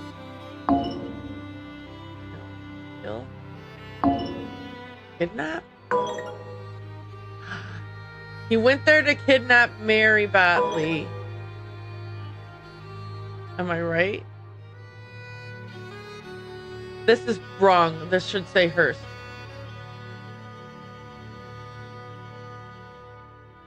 Okay, Lazarus Hearst went to the manor to kidnap Mary Batley. Oh, right, because they inherited the manor when his uncle died. Right, okay, early in the morning, Lazarus Hearst went to the manor to kidnap Mary Batley because Lazarus Hearst wanted to have the ideal wife. But little did he know Peter Batley had won a cannon gambling with John Breach. So, okay. Before noon, James Turner and Alistair Koch tried to find Lazarus Hearst. They found the golden idol at the manor. On their way back, they started to fight over it. Okay, in the evening... Okay, early in the morning, Peter Batley killed... I think he killed Lazarus Hearst at the manor before noon. Okay, hang on. So they were on their way back from the manor. Alistair. Okay, Alistair killed at the crossroads. Alistair killed. Okay. Alistair killed James Turner at the crossroads. Okay, yeah, and I know this. In the afternoon,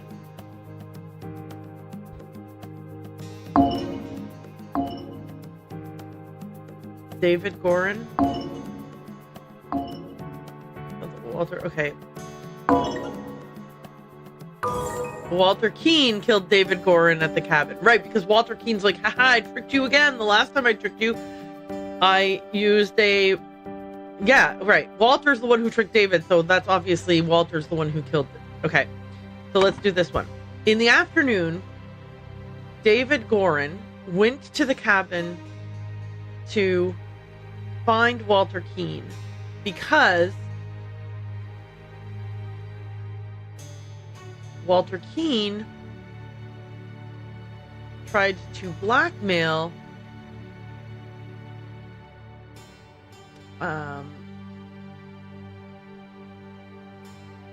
Lazarus Hearst to get back his lost years. He didn't want to be old anymore. Okay.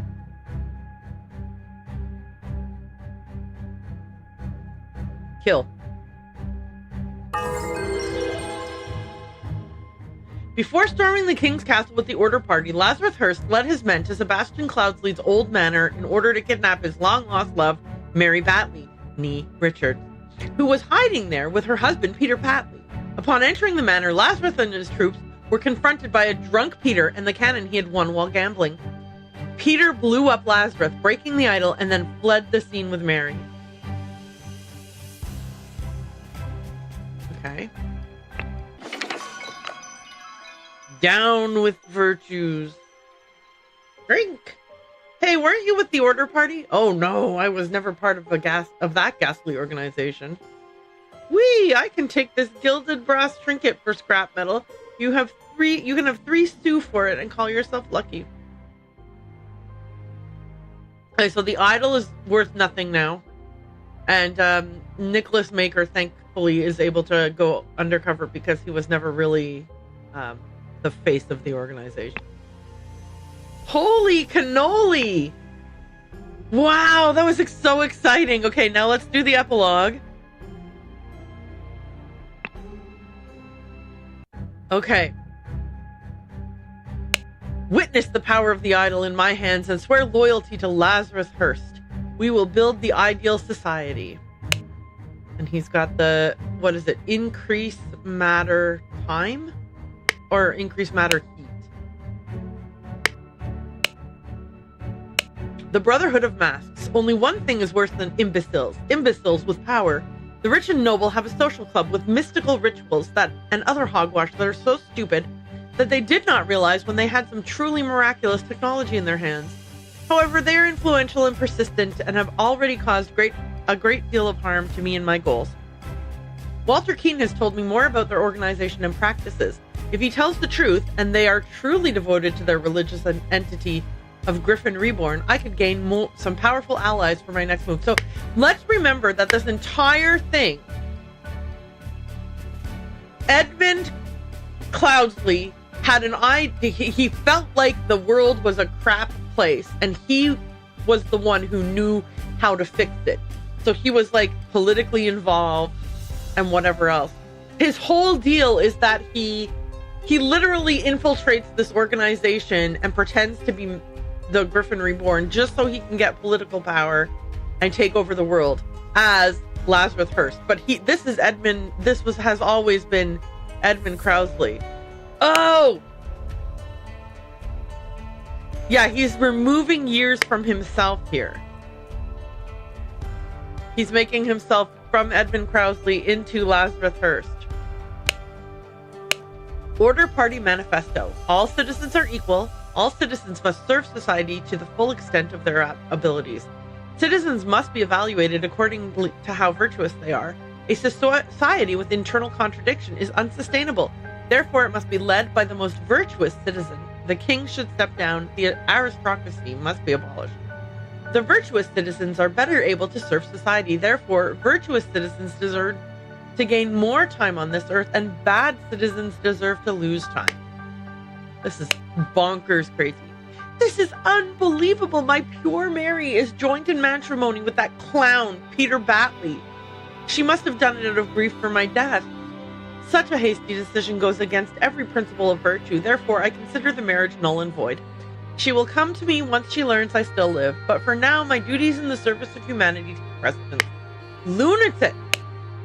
Society must be built on the principles of virtue. Only thus can it become truly great. Look at the Lemurians. Thousands of years ago, they had an empire on the banks of the seven seas. Their ancient technology continues to baffle modern science, but they became inert and decadent and forgot how to build and operate their machines. Their empire crumbled because it was built on pleasure-seeking, not virtue. It is by divine providence that I got my hands on a working, ancient Lemurian artifact, the Golden Idol. I will use its powers to set humanity on the right path by building the ideal state. You, sir, are bonkers crackers McGee. All right. I swear it. Yes, with these powers, I will do whatever is necessary to build a better world. So this is Walter Keane swearing allegiance. The Brotherhood of Masks. James Turner, Walter Keane, Chester Davy, Angus MacBain, Geoffrey Sinclair, Nicholas Maker, Alistair Cock, Sebastian Cloudsley, now deceased, Willard Wright, now deceased. Yes, my lord, I swear my loyalty to you and will undertake whatever tasks are required of me. David, I thank you for dealing with all the challenges relating to my death and for keeping an eye on our new ally. I do feel I have impressed him not only with the Golden Idol, but also with my vision of the ideal society. Come to our hideout on November 24th. We are ready for the next step. Okay. Oh, and there's a window here. Yikes on a bike. Who's this? This man is not breathing. Oh, is this actually the real Lazarus Hearst? Donate to a veteran who lost his leg in the noble defense of his homeland. Half-empty bottle of gin. Oh, or is this just a depiction of what he's talking about, how society is being, like, they're not, the virtuous are not being well taken care of. Okay. Blank blank left the blank to the blank in his will. But then, blank blank, okay. Sebastian Cloudsley left the idol to the Brotherhood in his will, but then Edmund Cloudsley, no, David Gorin, on Edmund Cloudsley's orders, stole the idol and accidentally stabbed Willard Wright. The Brotherhood tasked Walter Keane to punish Edmund Cloudsley and recover the idol, but his attempts were fruitless. During the attempt, Walter Keane was captured, and Edmund Cloudsley convinced him to join his side. Edmund Cloudsley used the idol to make himself young and infiltrated the Brotherhood under the new identity of Lazarus Hearst. He then claimed to be Griffin Reborn and transformed the Brotherhood into the Order Party.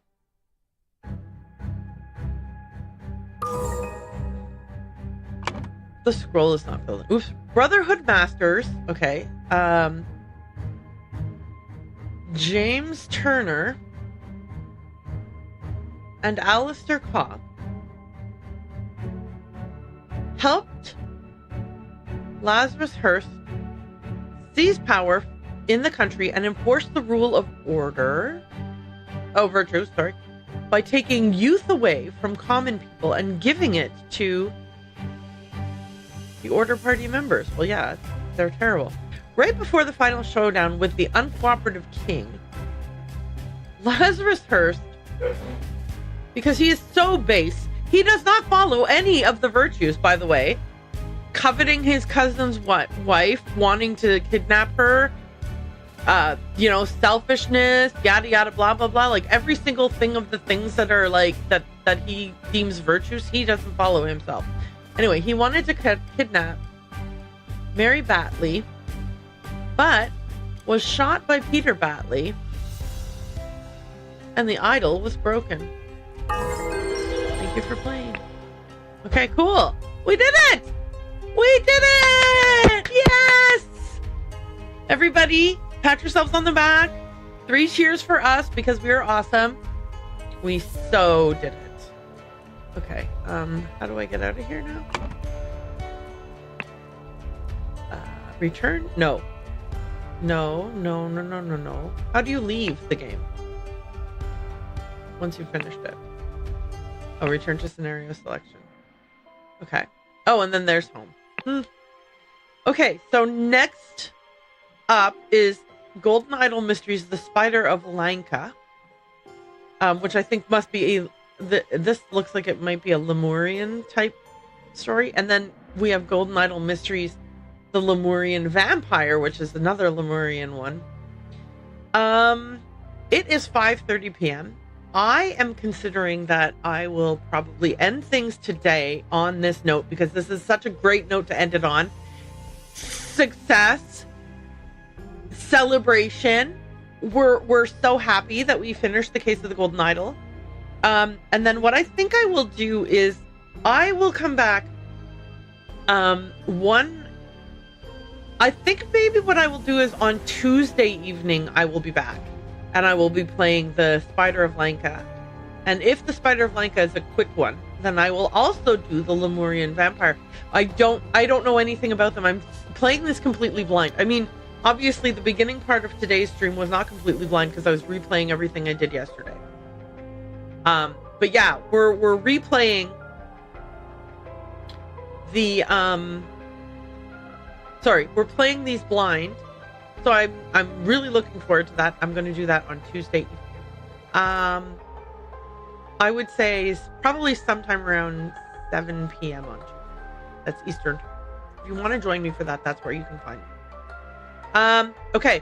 Thank you, everybody. Thank you for the lurkers who came and lurked. Thank you for War Never Changes for the raid and for everybody who came in on that raid and stuck around, or for those who didn't stick around. Still super grateful for all of you.